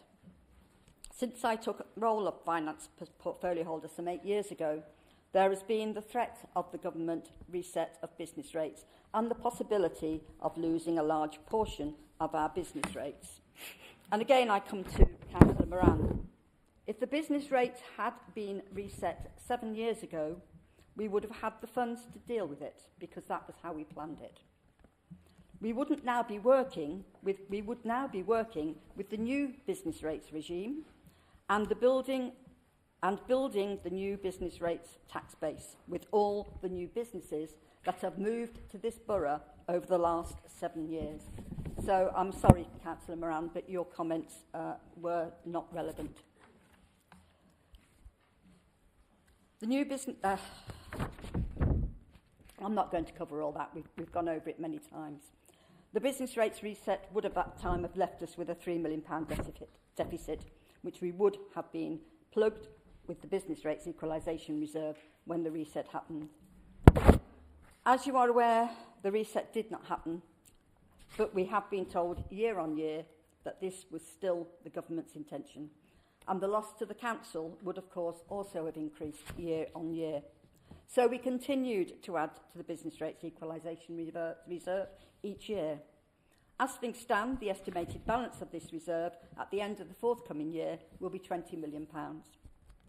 Now, should the business rates reset disappear completely, that is £20 million that we will have to spend on all the lovely things that Councillor Moran would like on his wish list, if we decided to do that. If the business rates reset does happen in the next 2-3 years, we need to ensure that we have that money safe and that we will be able to deal with that reset when it happens. And it is important, Madam Mayor, to remember that once reserves have been used, we not only lose that finance stream, but also any interest that we receive from it. And at the moment, that's quite a nice sum. However, Madam Mayor, this does not mean that we should not use reserves, only that we must be mindful of the risks and ensure that there is growth associated with them. This is why, Madam Mayor, I am actually happy to accept the amendment by the Lib Dem group. The total cost of the Lib Dem proposal is £220,000. This will be funded from one-off funding from the business rates growth, with an option to consider the climate change reserve. Of this total, 69k is for garden waste. Sorry to mention it again. For the garden waste subscription charge, below the amount that is required for the service to break even. And I've got a little note on that as well somewhere. But I think we've done green waste to death, Madam Mayor, so I won't go into it again. However, Madam Mayor, I have to say that I cannot accept the amendment from the Labour group, which is simply moving around the reserves in order to look as though they have something to add to the budget. Yes. Now, this brings me to today. Thanks to the government announcement regarding the financial settlement for the next financial year, we now know that the business rates reset isn't going to happen this year. We will also benefit from a more than generous than expected financial settlement for 24-25, details of which can be found in the handbook, which we have here somewhere. Thank you. There you go. That one. Which I'm sure every member in this chamber has read, cover to cover. And I've lost my place.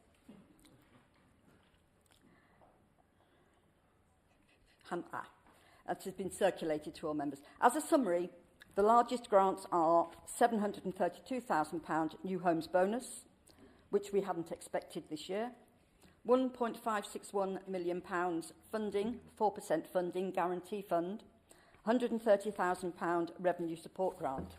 As I say, they can all be found in the handbook. The business rates reset, as I've already said, has been postponed again with no set date for this to eventually happen. Fees and charges will rise with inflation as at September 23, by 6.77%. Exceptions can be found in the budget booklet. This will align with many other increases and prevents constant change in other volatile areas. Major changes are highlighted as part of the fees and charges schedule and again can be found in the booklet. Garden waste. It has been mooted from this side that it will go up to £48. However, as I am happy to accept the Lib Dem amendment, it will go from £40 to £45, the first increase since this service was introduced. And I have to take slight exception to to the comments regarding, if I'm in notes, the green weight bin charges. I'm sorry about this. I didn't really want to mention it. Isn't hindsight wonderful, Madam Mayor? It really is. I wanted to raise the charge year on year since its inception, but I was always told no, and it was voted on in this chamber year on year, and it never went up above £40. And that is why we are where we are now. So I agree with you there. It is unfortunate that we are in this position. However, we have got to the point where we really must put that charge up. Madam Mayor, the budget presented to Council meets the statutory requirements and is a balanced budget. Included within the funding is up to £1,004,000 use of the retained business rates growth for 2024-25. This is achievable given that business rates reform has been deferred and that as part of this budget, £7.573 million of business rates growth will be retained for 24-25, and taking out the amount that the Lib Dems are putting in, the Liberal Democrats are putting into their budget, it will leave a final contribution of £6.569 million. Now to the future of the borough. Now we've heard about the town centre regeneration, and it is thanks to the foresight of the previous leader, Seb Lowe, that £5 million was taken from the business rates equalisation reserve and put into a separate reserve to kick-start the town centre regeneration programme and the future of the borough. You have heard how we are progressing with this programme and that details will be brought to a future meeting. This is actually an exciting opportunity for the council to fulfil its promises for change. However, it is because we are a responsible and prudent council that we are in a position, or were in a position last year, to inject such a large sum into the town. Hear, hear. I must emphasise that there are still risks to this council, and the probability still exists that there is going to be change to the business rates and how they are distributed in the very near future. We are not, were it not for that uncertainty, Madam Mayor, there would be far less risk to the finances of Rugby Brough Council. And I make no never mind. Madam Mayor, this is an exciting time for the borough, and I am proud to be part of it. And as I am not seeking re-election this year, it is still my wish to leave the council in a financially viable state and see the regeneration of the town centre well underway. Madam Mayor, I am proud to second the recommendation and trust that all members of the council will vote in favour. Thank you, Madam Mayor. Thank you. Councillor Robinson. Thank you. So I too didn't think I'd be talking about green bins tonight. However, and this is not so much about the green bins, but more a point of scientific rigour, I suppose. And just sort of sitting here feeling slightly frustrated that in the opening remarks, comparisons were made with councils, Labour councils that have got Section 114 notice. But we could have mentioned Northamptonshire or Thurrock or Woking, in the interest of balance. Yeah. And on the point of bins, Chichester, Winchester, very wealthy and affluent places, and I would argue it's got more to do with affordability, what councils are charging. We could be comparing to Tamworth at £36, or Nuneaton at 40, or Warwickshire at 44. So, yeah, I didn't think I'd be talking about green bins, but I just wanted to address that issue. So I did want to talk about, it's very right and proper that in a budget discussion that we are talking about the high level and the strategy, and we all take a helicopter view. As a new councillor, I did just want to share some of my experiences and reflections sort of 10 months in and get a bit more into the micro and what are residents talking to me about and their frustrations. So I've got a little list so I don't forget. Residents of Admirals and Corston, what are they talking to me about? Insufficient healthcare, big thing that's come up previously in the debate. A paucity of community infrastructure, snail's pace on adopting roads, antisocial behaviour, car crime, environmental protection, improvement of biodiversity on Fremantle, Corston Greenway, insufficient space for allotments, lack of accessible play areas for children with disabilities, impractical bus routing, road safety around schools, town centre parking issues, and more. As a representative on Licensing and Safety Committee, members of the business community have raised concerns about policy processes, inadequate consultation, rising costs associated with licensing, taxis, and street traders. So, in trying to progress those issues, understand and navigate my way around as a new councillor, I have found it at times like wading through treacle.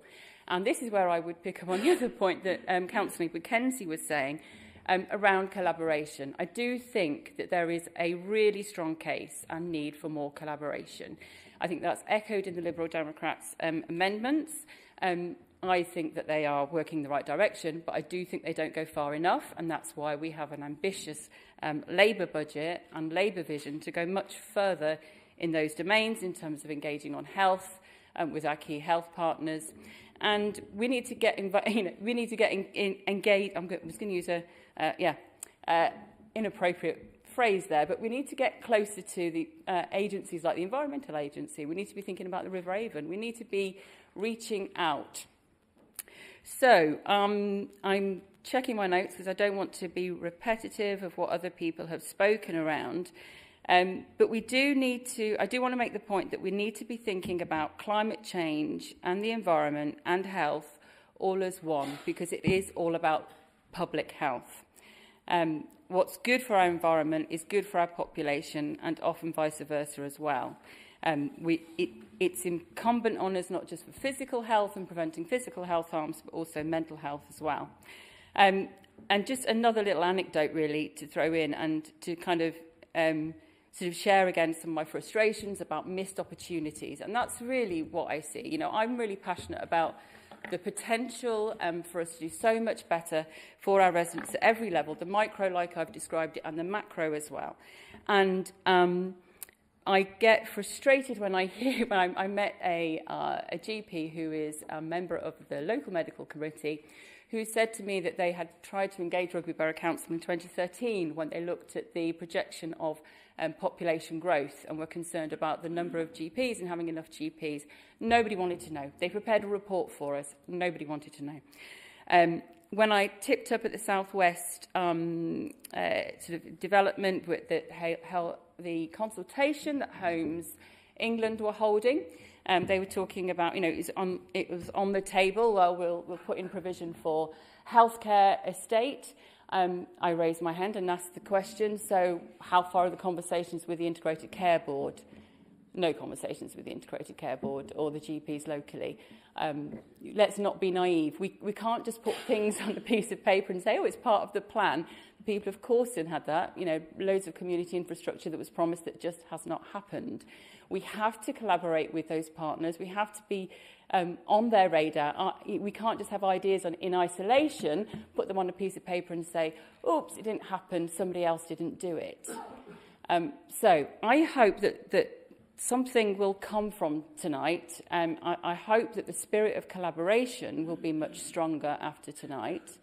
And so I hope that I will still be seeing Adam Daly this week, so thank you again. We will, in the spirit of collaboration, be discussing increasing the accessibility of our, because I didn't mention this one earlier, I don't think, the accessibility of our play areas for children with disabilities and their families, so thank you for that. And I hope we have more of that. Okay, thank you. Mr. Brown. Thank you. I promise I won't make any mention of green bins, apart from I just have, but I won't say it again. Sorry, I won't say it again. I want to talk about partnerships and cooperation in a bit more detail. And it's actually with residents rather than just between ourselves. Partnerships with residents, we know it makes democracy more local, and that's going to pay us dividends, especially when funds are so very pressured. So and I make no apologies for Love Rugby. I think it is phenomenal and something that we can all support and get residents behind too. And we will set up opportunities that involve residents in genuine co-production. It's not just consultation exercises, which have got very few outcomes in real terms, other than what we thought was a good idea in the first place. We're talking about developing something in conjunction with residents in true partnership. We know that, excuse me, where parish councils and third sector organisations actually have got the opportunity to work very closely with residents in a way that we would benefit from. So when we're looking at co-production, we're looking at mechanisms to draw all of those players together, listen to what's important, and do something that we can demonstrate makes a difference. And that sort of brings it, I'll talk very briefly because people have listened very carefully to what's been said. My prime argument here is that if residents are involved in co-production, they know what to expect for their money. And activities will be set up with specific and agreed outcomes, with KPIs that allow residents to judge us on the quality of the service that we provide and how well we've listened to them. Rather than doing things to them, we're doing it with them. That's all I wanted to say about that. Thank you. Right, we're moving to the right of reply. Following my script, the first person for right of reply is Councillor Moran, followed by Councillor Roodhouse, and then... sorry.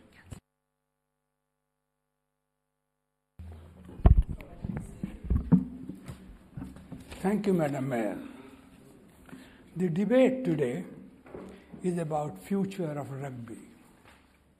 How and what make the borough a better place to live. Labour Party amendment is about this. I'm going to touch on two areas which I think need to be considered. Voluntary sector and public transport infrastructure. In recent years, the rising cost of the living and the threat of recession has affected the survival of many families, individuals locally and nationally. In such difficult times, the help of voluntary sector has been invaluable. We are facing rising pressure on services due to financial constraints. Consequently, partnership between public bodies and voluntary sector is more important today than ever before. Council must build successful partnership with the voluntary sector by providing support and training for volunteers. On personal note, I can say that working as a volunteer for our local hospital, I am able to help others as well as myself, as it's truly satisfying. But we need to encourage many more people to take on volunteering, and it's important to make aware for the public opportunities that exist in volunteering. Now, public transport services. The provision of health service in hospital of St. Cross are limited, and there are no A&E. For emergency and specialist health care, people from Rugby have to travel to Coventry and Warwickshire Hospital. There is some bus service, but people who don't or can't drive to Coventry need to hire taxis, which is costly. Parking facilities are also limited at Walsgrave, and visitors find it difficult to visit friends and relations admitted there. I suggest that Council should address this issue, especially with considering the infrastructure policy on transport structure, and probably include shuttle service between two hospitals. Thank you very much. Right, is that it? Can we go to the right of reply now? I've not missed anybody. Oh,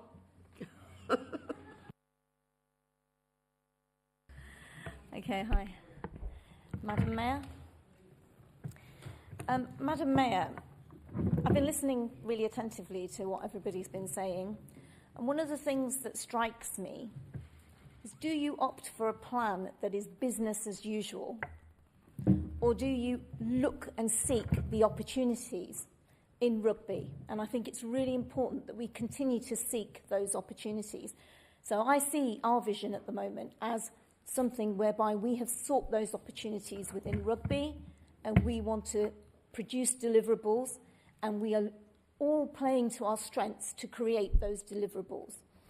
Okay? So what I want to start with, what I really want to say is that in rugby we have a rich tapestry of cultures. We need to tap into that opportunity, and we need to make sure that we're promoting equality and diversity by tapping into that opportunity. I think more and more we all listen to the news. I think it's very, very important that we do actually come up with ideas collaboratively about cohesion and how we're going to deliver cohesion in our communities. Very, very important. We want stability in our societies. We want to be able to deliver on that. And to facilitate understanding and mutual enrichment through cultures by sharing. So, if I haven't interpreted the figures incorrectly, I don't seem to see anything on equality and diversity in this budget. And I think it's absolutely critical that there should be. So we're proposing as a group that we have an active budget with deliverables, and we're proposing 300,000 for diversity and engagement and inclusion for rugby. To enhance cohesion in the community, to develop partnerships, as we've already discussed, and to facilitate understanding, because there's a lot to be learned and a lot to be shared when we actually cross bridges and we get to know each other. I think that's very important. We're serious about this, and I support the amendment. I've got Councillor Mystery to speak, but a couple of members indicated that they need a comfort break. So I'm sorry, we're going to have to do a comfort break, and I want you all back in here by past at the latest. Okay, thank you. Jolly good.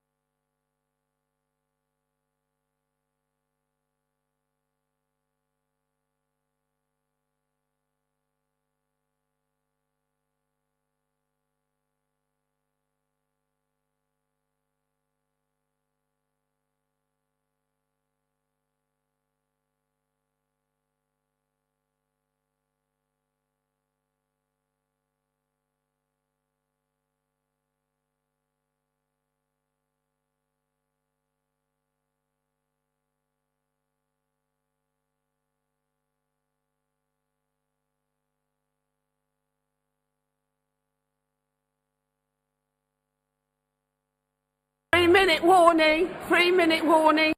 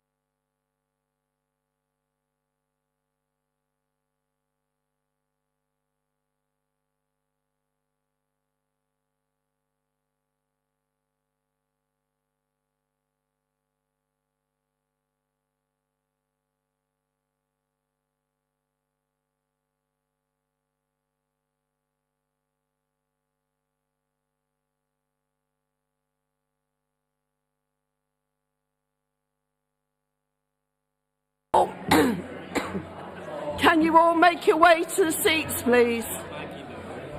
Hello?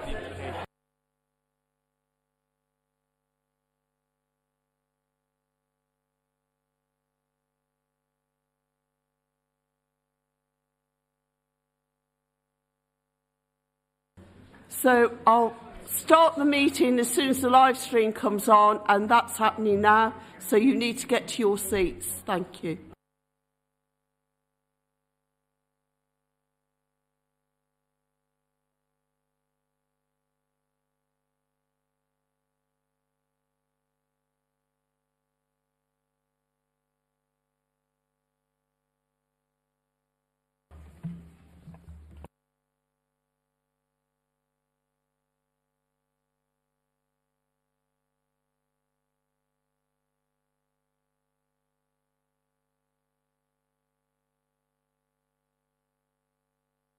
Okay, we're back in business. Can I call on Councillor Mistry, please? Thank you, Madam Mayor. I just want to point out a few things because we need to change the way we run the council. It is almost 3 years ago since we formed an arm's-length standalone company with its own leadership, structure and employees to generate income for the Rugby Brough Council. Madam Mayor, 3 years on, we have generated no cash or income growth in that time. For my sins, I'm the director of the Caldecott Development Limited, and for the last 2 years, the accounts have been dormant, and we need to sign off before the taxman comes after me, and I don't want to end up in the jail.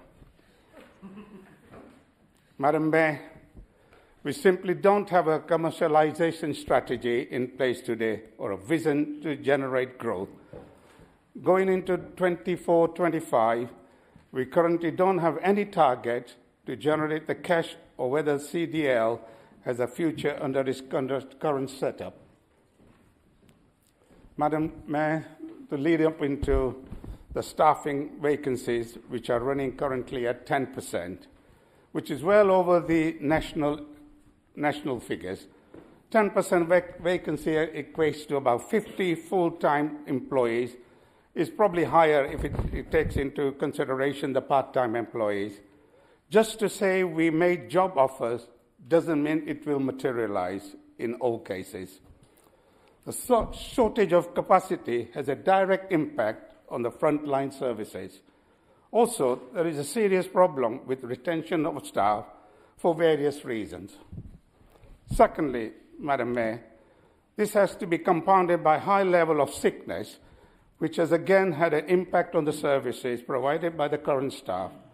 On the flip side, it puts pressures on the current staff and has a direct impact on the mental health, and the morale of the workforce. Madam Mayor, I know everybody's talked about the green bins, and the thing is, but I don't need a slide rule. I don't know whether you remember before calculators came in. Remember the little slide rule who are engineers? Remember, if you increase the cost from whether it's £40 to 45 to 48, whichever is the figure that has been generated tonight, we will see over 10% drop in the take-up of the green bins service come in the years. And to me, Madam Mayor, when Councillor Picker, not many people have big garden to recycle, like putting in a compost bin like you do, or have an allotment. Yeah, so just be mindful. Can I make a point of... well, I was just going to ask Councillor Mystery how big he thinks a compost bin is.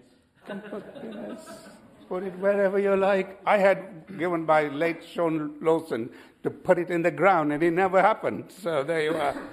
Anyway, I want to make a general comment under the fees and charges. As a default position of the council, all fees will be annually increased by the CPI based in September 23 of this year, which was 6.7%. But the public has a right to ask that question. Current inflation is running at 4%. Here we are looking for at a few revised charges in the report, increasing the fee charges in a double digit and going up some of them up even up to 50%. Throughout the report, and it's 280 pages, something like that, and I had a chance to go through, and I'd like to thank John and Paul to bail me out sometime, trying to understand all the figures that goes in. It talks about each service must pay for itself. But if there are surpluses, I don't see any cost coming down. For example, if you look at the trade waste collection, there was 116,000 rupees, but we don't see that coming down. And there are other services. I'm not going to list it tonight. Madam Mayor, and this is a bug for me, people in this chamber know I'm not a fan of start working from home. I'm sure some people across the chambers will share my views, and the general public also. I stand to be corrected, Madam Mayor, that we have many staff who works 3 days a week from home and 2 days a week in office with no core hours with starting and finishing. I'm looking to the leader of the council to offer a couple of suggestions, address the car park deficit of over 200,000 by getting the staff back in here, paying for the car parking charges, and to regenerate the staff, regenerate the town centre. There'll be people using, the staff will be using the shops and the cafes and etc. that goes along with it. And finally, Councillor Mrs. Caroline Watson Merritt, 5 out of the 10 worst KPI are under your watch. Just remember that. Madam Mayor, there is a structure and a vision in the alternative Labour budget. The Labour group has a plan, not like the Prime Minister, which is fit for the purpose for the next decade, not tomorrow or next month, for the next decade. And we owe it to the people of Rugby, our children and grandchildren. We need to be bold and have an ambition. We should be accountable to the people of Rugby to prove that the quality of the life instead of creating large reserves. I hope the members on my left will join us in supporting our amendment. Madam Mayor, I'll be supporting the Labour amendment. Thank you. Thank you. Right, okay. Councillor Moran, would you like to take up your right of reply? Oh.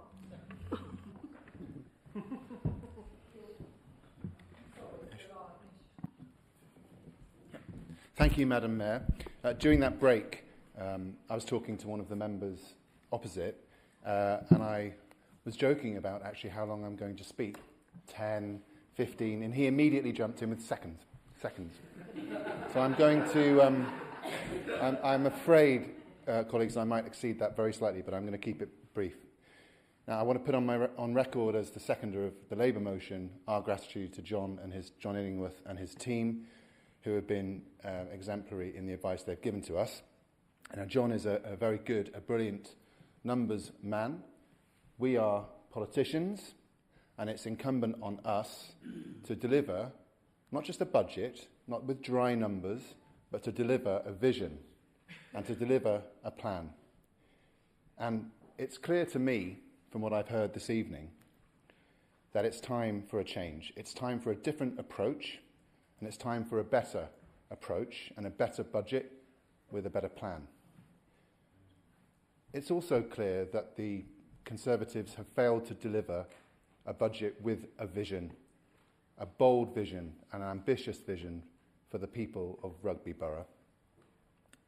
The leader of the council, Councillor Poole, talked about the worst case scenario that's been prepared for.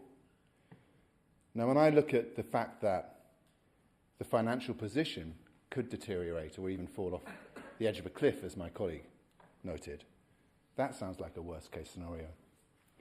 When I hear about spending of existing budgets not having been carried out sufficiently, for example, only 15,000 spent of the climate change budget, only 158,000 out of the Town Centre Regeneration Fund budget, no environmental impact assessments. That sounds like a worst case scenario. No community infrastructure levy having been levied for so many years. No 20 million in the bank for our borough and for the people of our borough. That sounds like a worst case scenario. A lack of vision and a lack of a plan sounds like a worst case scenario to me when it comes to delivering for the people of this borough.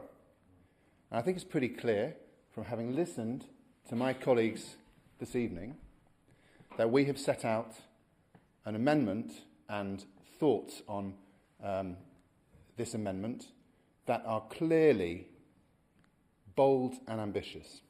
And that's because we need a party that has ambition for the people of this borough.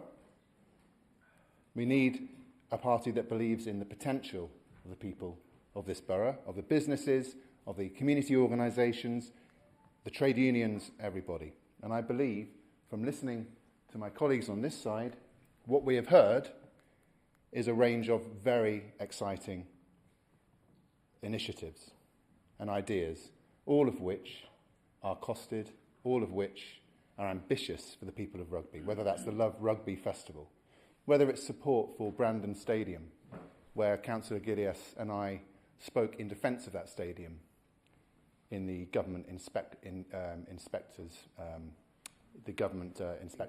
inquiry. We spoke in defence of that stadium, and I'd be only too glad, and we would be only too glad, to work collaboratively on that, to protect that vital cultural asset. Whether Rugby 2035, that is a bold, ambitious plan, a vision. We've heard colleagues speaking about the town centre, economic development, on health, on co-production, on more. Now, on this side, we believe in the responsibility, the necessity, and the effectiveness of good government working in partnership with business and community groups and volunteers and individuals. Now, the current government has let down the people of Rugby. We've seen cuts to the grants. In fact, the budget sets out that council tax will be relied upon increasingly in the future, rising from around 40 to 70%. It's only with, we believe on this side, only through the kind of budget, the kind of plan that we are talking about, the kind of vision and bold vision for the people of Rugby, that we are going to unleash the potential that we see all around us in our businesses, in our community groups, and in the people that live in this borough. So we need a budget and an administration that will unleash this potential. And we also need a government that is committed to devolving power to districts and authorities that set out such a vision. And on this side, we have set out the beginnings of a vision. And people have talked about manifestos. Councillor Picker talked about manifestos and Councillor Roodhouse. And this wasn't our manifesto. It wasn't. But it is, I believe strongly, It is a bold and ambitious vision for rugby, and it's a bold and ambitious vision for the people, businesses, organisations of our borough, and it will prove attractive. We owe it to people to put the politics into a budget like this. We owe it to the people to unleash the potential, and that's what we intend to do, both through our amendment and through the ideas that have been set out here this evening. And therefore I am only too pleased, in fact delighted, to second our amendment.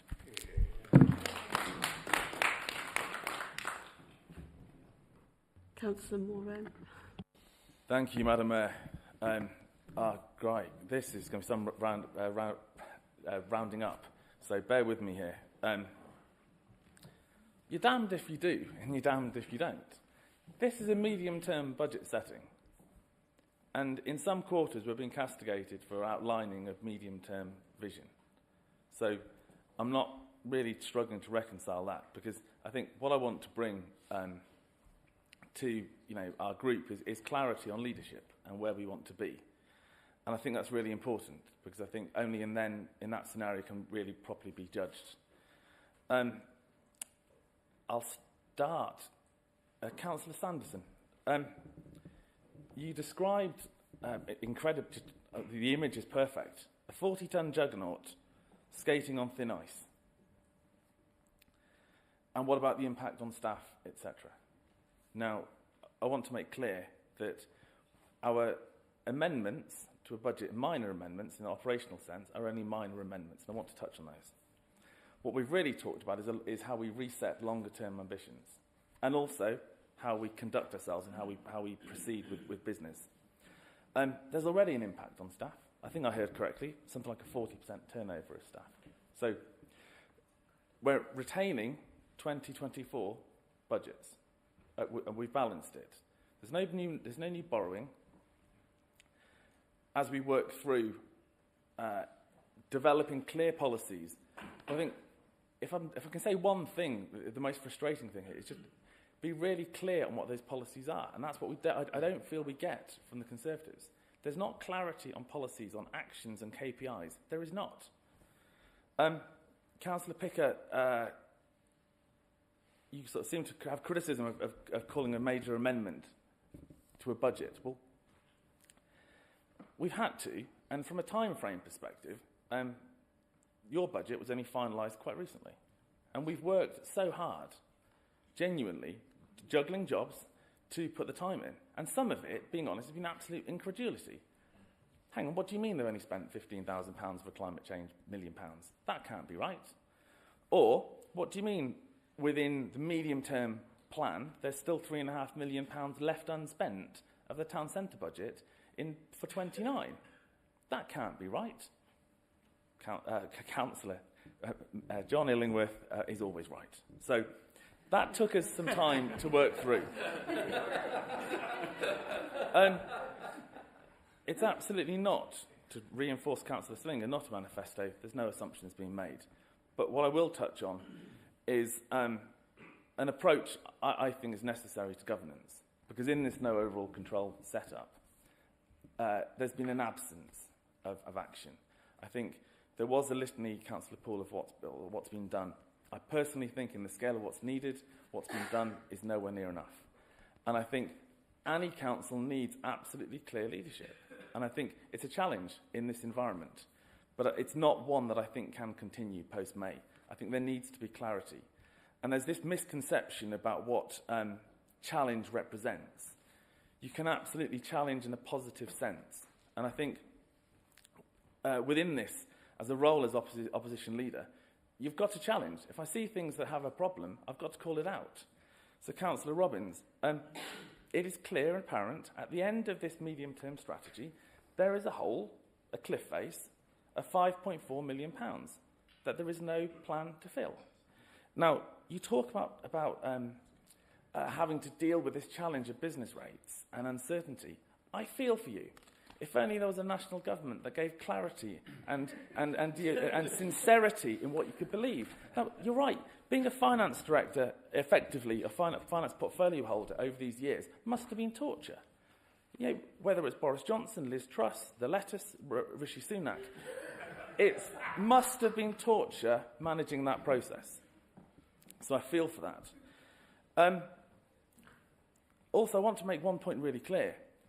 There's no shuffling around or renaming, as you call it. What we're trying to do is actually vocalise what would be done and be clear of being specific about what would be spent and when. So there is, you said about you having a town centre budget. No, we're not. We're spending the money because in your own numbers, you're leaving £3.6 million in 29.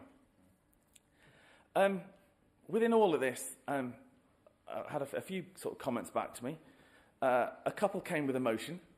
One terrified me slightly. One bemused me. So I'm delighted to try and clarify both those in the instance. Of course, in a million years, we wouldn't propose to be putting on a festival of activity in a month or two's time, or a couple of months. And again, communication is a two-way thing. No, stop that now. Communication is a two-way thing, and it has been a heightened process. But the vision is called Rugby 2035, a decade of renewal. It starts in 25. So by working collaboratively post-May, there's a year to plan. But whatever that rugby festival is of activity on and off the pitch, it might only be small, but it's a start. And I think that's something that's to be appreciated. The other emotional calling out came from Councillor Rabin. I genuinely don't know where to start, but I'm going to. Because, yes, I think we're aligned to say that the level of poverty with 1 in 5 children being in poverty is terrible. Absolutely right.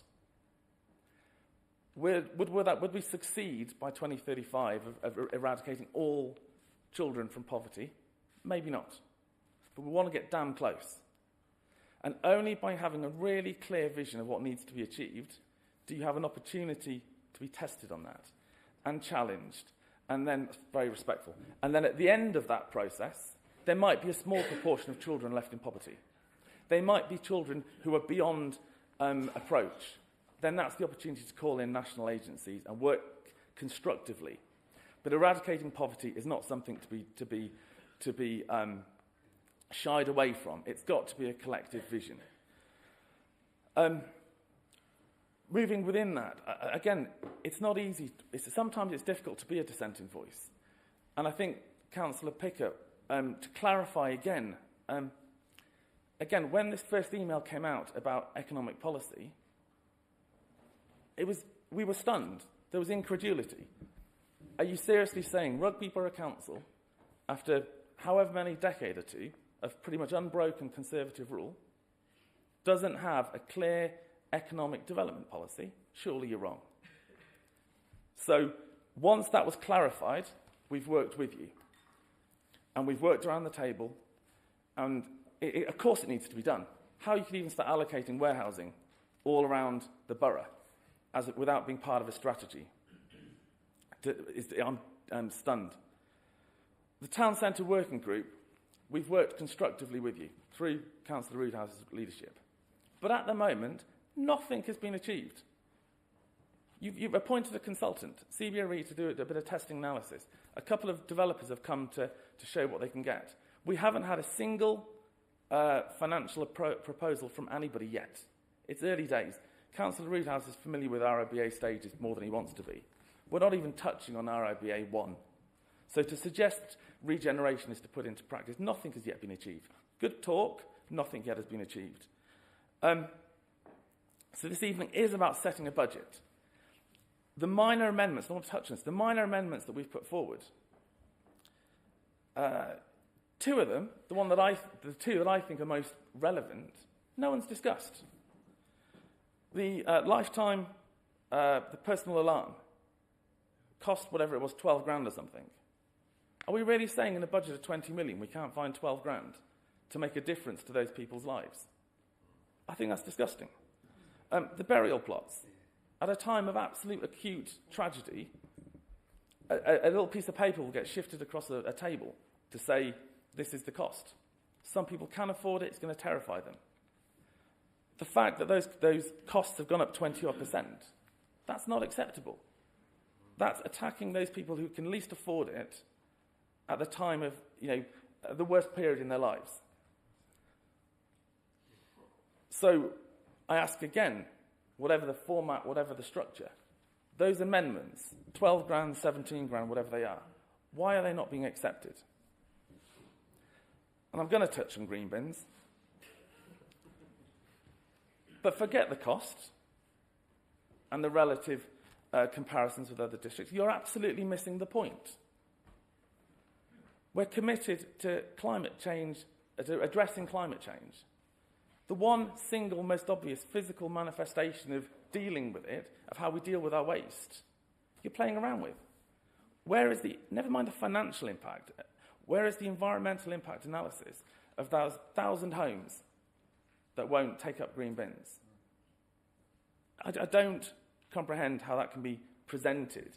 And the thing that you always do, you refer to, oh, but I said it should have gone up by inflation over these years, or the government's causing me chaos.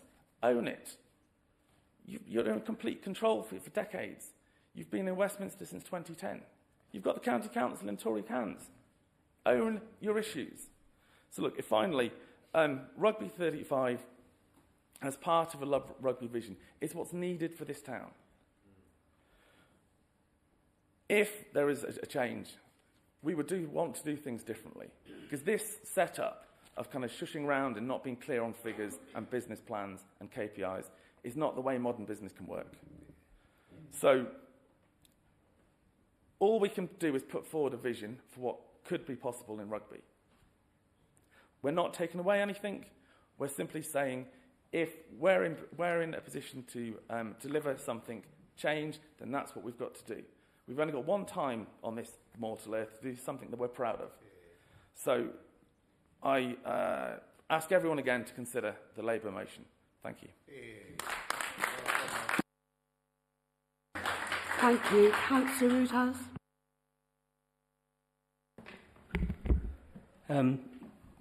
Thank you, Madam Mayor. I don't know whether it's about the only time to be on this mortal earth, Councillor Moran, but if you're a Buddhist, it may not be. Which somebody told me once when I was somewhere else. I said, well, that's it, isn't it? And he says, yes, but I'm a Buddhist, so think about it. A number of points where to start, to finish, really. Can I thank Councillor Robbins for all the years that you've done for the work that you've done around budgets and the rest of it. Yeah, this is your last budget, and I think I'll place on record our thanks to you for that. And I've no doubt come the annual meeting there'll be more points then. I suppose I've got to mention green bins. I'm sorry. Councillor Watson-Merritt, if you're going to produce something where you've got a table, I'd just love to see a table of all the district councils with all the different costs. Warwick 44, Stratford 44, Nuneaton 40. Yeah, we can bandy numbers about. So we need to make sure that's right. And we can knock about the words as well. But I wanted to, I suppose, to both groups tonight, and I thank the Labour group for what they've done and what they've produced and brought forward, because I think tonight we have had a good debate and a good discussion around subjects that are close to all of us. But at the same time, as we move towards May, we're going to have to be clearer about what we do, and of course money always factors into that as well. And it's about the time that we have to do that, and I think we all need to consider that word time. How much time does it take to deliver things? And I think as a local authority we do spend too much time in not delivering quick enough. And I think we need to seriously consider how we can speed that up. And we need to seriously consider about what are the basics that we do. What are our statutory services? If funding reduces, and it doesn't matter what government comes, Labour comes in. And I remember when Tony Blair took over government for 2.5 years, local government was still squeezed, because it just adopted the books that were already there. I suspect it'll be a similar approach. Local government, the problem with local government is that it delivers as a body nationally. So you give something to local government and it delivers it. Ministry of Defence scream and shout, NHS scream and shout, you know, so they all get bits of money thrown at them. Local government, oh, they've delivered, just take it off them. We'll put some more duties on them. And that's part of the problem. It's local government's own fault, really. And I've learnt that over the years going on. So we need to seriously consider as a local authority going forward, beyond May, how we're going to operate. And I wanted to leave these ideas about, you know, because we're putting priorities down, we're putting how we would operate, what is it, you know, and if either of you two guys want to come and talk to me after May, this is the things you need to take notes on. Officers also take notes on this as well. Because if you don't come and talk to us about these particular things, I ain't interested. Simple as that. One is around that deliverability and the time. But it's about forging services within the same spending allocations and being more effective accountability for spending public money well. That's the initial starting point. And then one is going to be about the counting all public spending, and we need to be looking at all the public spending in the round in each local area, and especially in two-tier areas. What is the county spending here? What are we spending here? What's the NHS spending here? What are the police spending here? Some of this may sound familiar to some older people. I can see the Deputy Chief Executive smiling. But I mean, so we need to do that. We run away from that, and we need to do that counting. The next bit, which you guys have talked about, and there's been a little bit of that, is collaboration. We need to have much closer collaboration, not just with outside, but with agencies, and we need to work together. We need to be sharing the data. We need to be pooling the budgets. We need to be putting stuff together. We need that partnership working. What was it called? Local Strategic Partnership? I don't know. But anyway.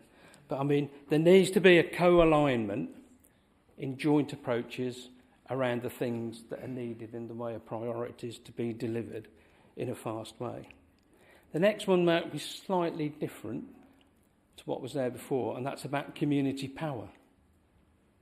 How can we empower communities to do more? Something called place-based budgets may be an idea. I can see the Deputy Chief Executive smiling again. Maybe something that we both discussed before. But they can provide a firm foundation in the communities of new ways of working that work within existing local assets and involve the communities. And some members have heard me talk about, you know, also not just place-based budgeting, but having that wider discussion about how we do budgets. We've all been here talking about budgets for the last few months. How much have we involved them out there who are actually paying for the stuff? Not a lot. We should be involving, they should be part of the journey that we all take. So that community power and collaboration. Then the last bit is really about accountability. What is the accountability? The responsibility that moves from individual government departments to our areas with the county and everybody else. Where is that accountability? Including our own accountability of how we work within that.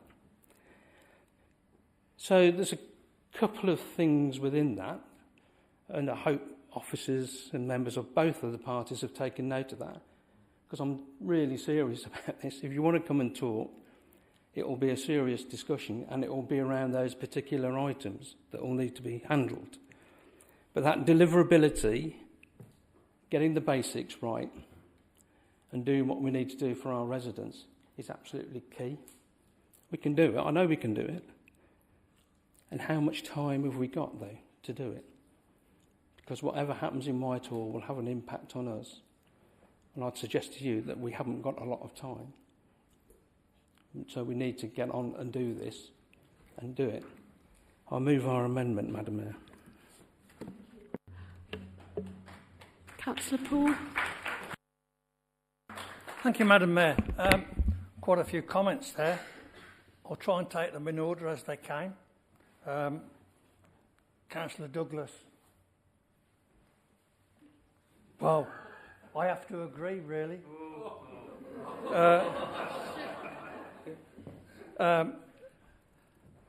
You know, fly tipping is the bane of my life in my ward. In the last 10 days, I've reported at least 12. I take photographs, send them in, they go and clean them up, whatever. I've also been driving around other wards, just the same, so I report them to the councillors, and they're taking up.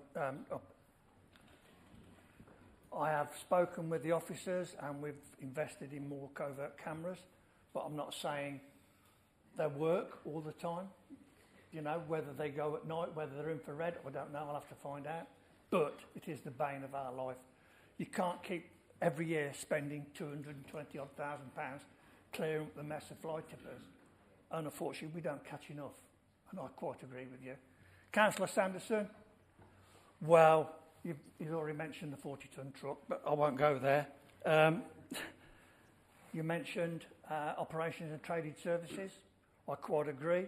I'll work with the officer and the portfolio holder to make sure that goes forward, and there will be a report come back to this council. Who was next? Councillor Mackenzie. Well, you ought to take an audition for being angry. I thought that was brilliant. Angry on that side, angry on our side. Fair play to you. But you got your point over. Well done. Councillor Kanda. Kanda, yeah. Your comments, I've taken them on board, okay? So there's no problem there with the community service, community safety partnership. Councillor Slinger, what a perfect parliamentary candidate speech. I'll say no more. Councillor Robinson, you mentioned your group engagement. Well, there's only been no engagement from your group with me, apart from 2 members, Councillor Harrington and Councillor Senthil Kanda. Both have come to my office, both have been sorted, both have spoke to me, nobody else has. I can't say any more than that. Councillor Moran, finally. You mentioned engagement with the council. I mentioned here 9-10 months ago in my speech that I wanted to engage with everybody. I wanted to be outright, forthright. You haven't come to me once. Not once. That's not correct. You haven't got the right to reply. And when you mentioned 2035, okay, we knew about it at 4:20. That's no good to us, is it? 4:20 today, 2035 hit us. I don't think there's anybody else. No, Madam Mayor, thank you very much. Right, okay. Forgot. Through the chair. I'm not going to say you're irrelevant. I'm not going to say that at all. Thank you. Okay, so this is how it's going to work. First of all, we're going to take the Labour amendment, and the Chief Executive is going to read out each of your names, and you're going to say what you're doing. No, we're not taking a recorded vote on the amendments, but right at the end. Oh, you Excuse me, Madam Mayor, on a point of Okay. order, No. I thought we were doing these amendments by a show of hands and then the final resolution. Yes. My briefing was a little... Yes. Okay. Okay. All those in favour of the Labour amendment, please show.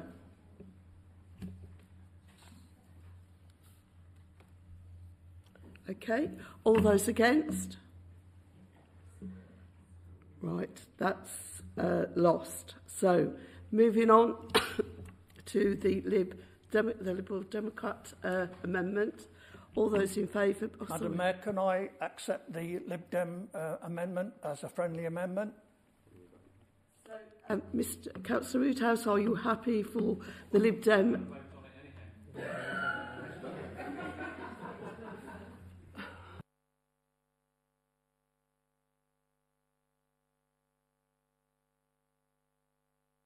We're taking a vote on the Lib Dem amendment first. All those in favour of the Lib Dem amendment, please show. Okay, thank you. All those against? That's carried. So that now becomes a substantive motion, I believe. So I have to read this out. So the Chief Executive will read out the names of the members present. Please indicate whether you are for or against the motion or whether you wish to abstain from the voting. Thank you, Madam Mayor. Councillor Mrs Barrow. Barnett. Bennett.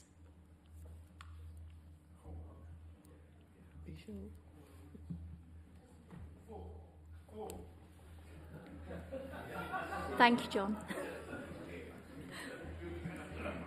Mrs Brown. Against. Daly. For. Douglas. For. Miss Dumbleton. Mrs Garcia. Gilias. Harrington. Against. Mrs Hassel. Caradia. Against. Dale Keeling. For. John Keeling. For. Lawrence. For. Lewis. Ms Livesey. Against. Mrs Mackenzie. For. Mystery. Moran. Mrs New. Mrs O'Rourke. Against. Mrs Parker. For. Picker. For. Paul. For. Rabin. For. Miss Robbins. For. Mrs Robinson. Roodhouse. Mrs Roodhouse. Russell. Sanderson.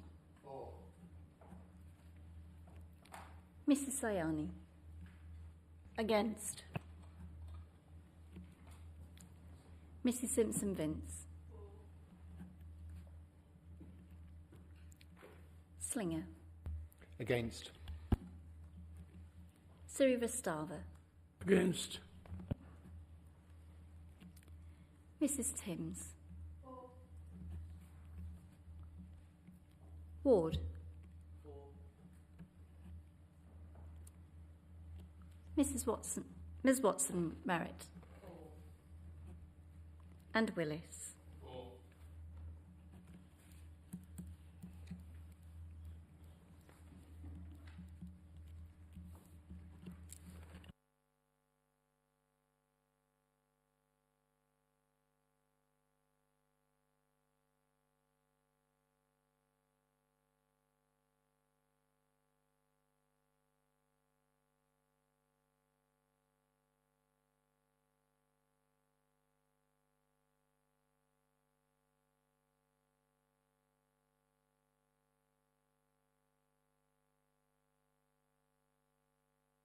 Okay, so the numbers are 28 for, 12 against, so the motion is carried. Thank you.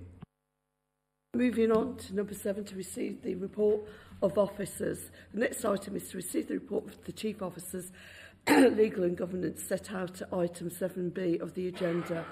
The report concerns proposed updates to the Council's constitution.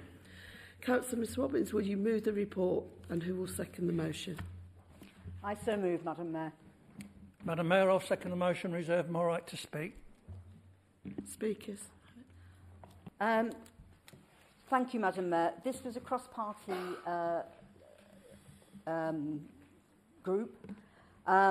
Basically, I'll just read out the conclusion because that's what we're going to be looking at this evening. The proposed recommendation seeks approval for the required amendments to the Constitution in respect of both the budget policy framework and the scheme of delegations. This will complete the first phase of the overall Constitution review, with the Working Party covering the assets, I think that should be assets, covering to assess and prioritise further amendments to the Constitution. And so the Working Party will meet again as we move on, and this is a moving feast as we go through the whole of the Constitution. So I so move. Thank you, Madam Mayor. The speakers would like a right to reply. Those in favour, please show.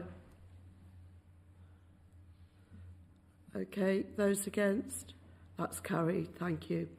The next item is to receive the report of the Chief Executive set out at item 7C of the agenda. The report concerns urgent decisions taken since the last meeting of Council. Councillor Paul, will you move the report? Madam Mayor, I so move. Madam Mayor, I will second the report.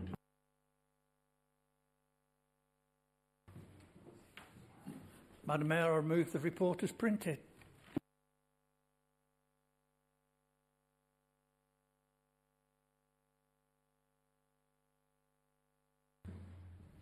That's carried. Thank you. Notice of motion pursuant to Standing Orders 11. In accordance with the Council's constitution, there are no motions of notice for consideration. That concludes the business of the meeting. Thank you for your attendance. Please can you stay in place until I leave and the live stream is turned off. Thank you.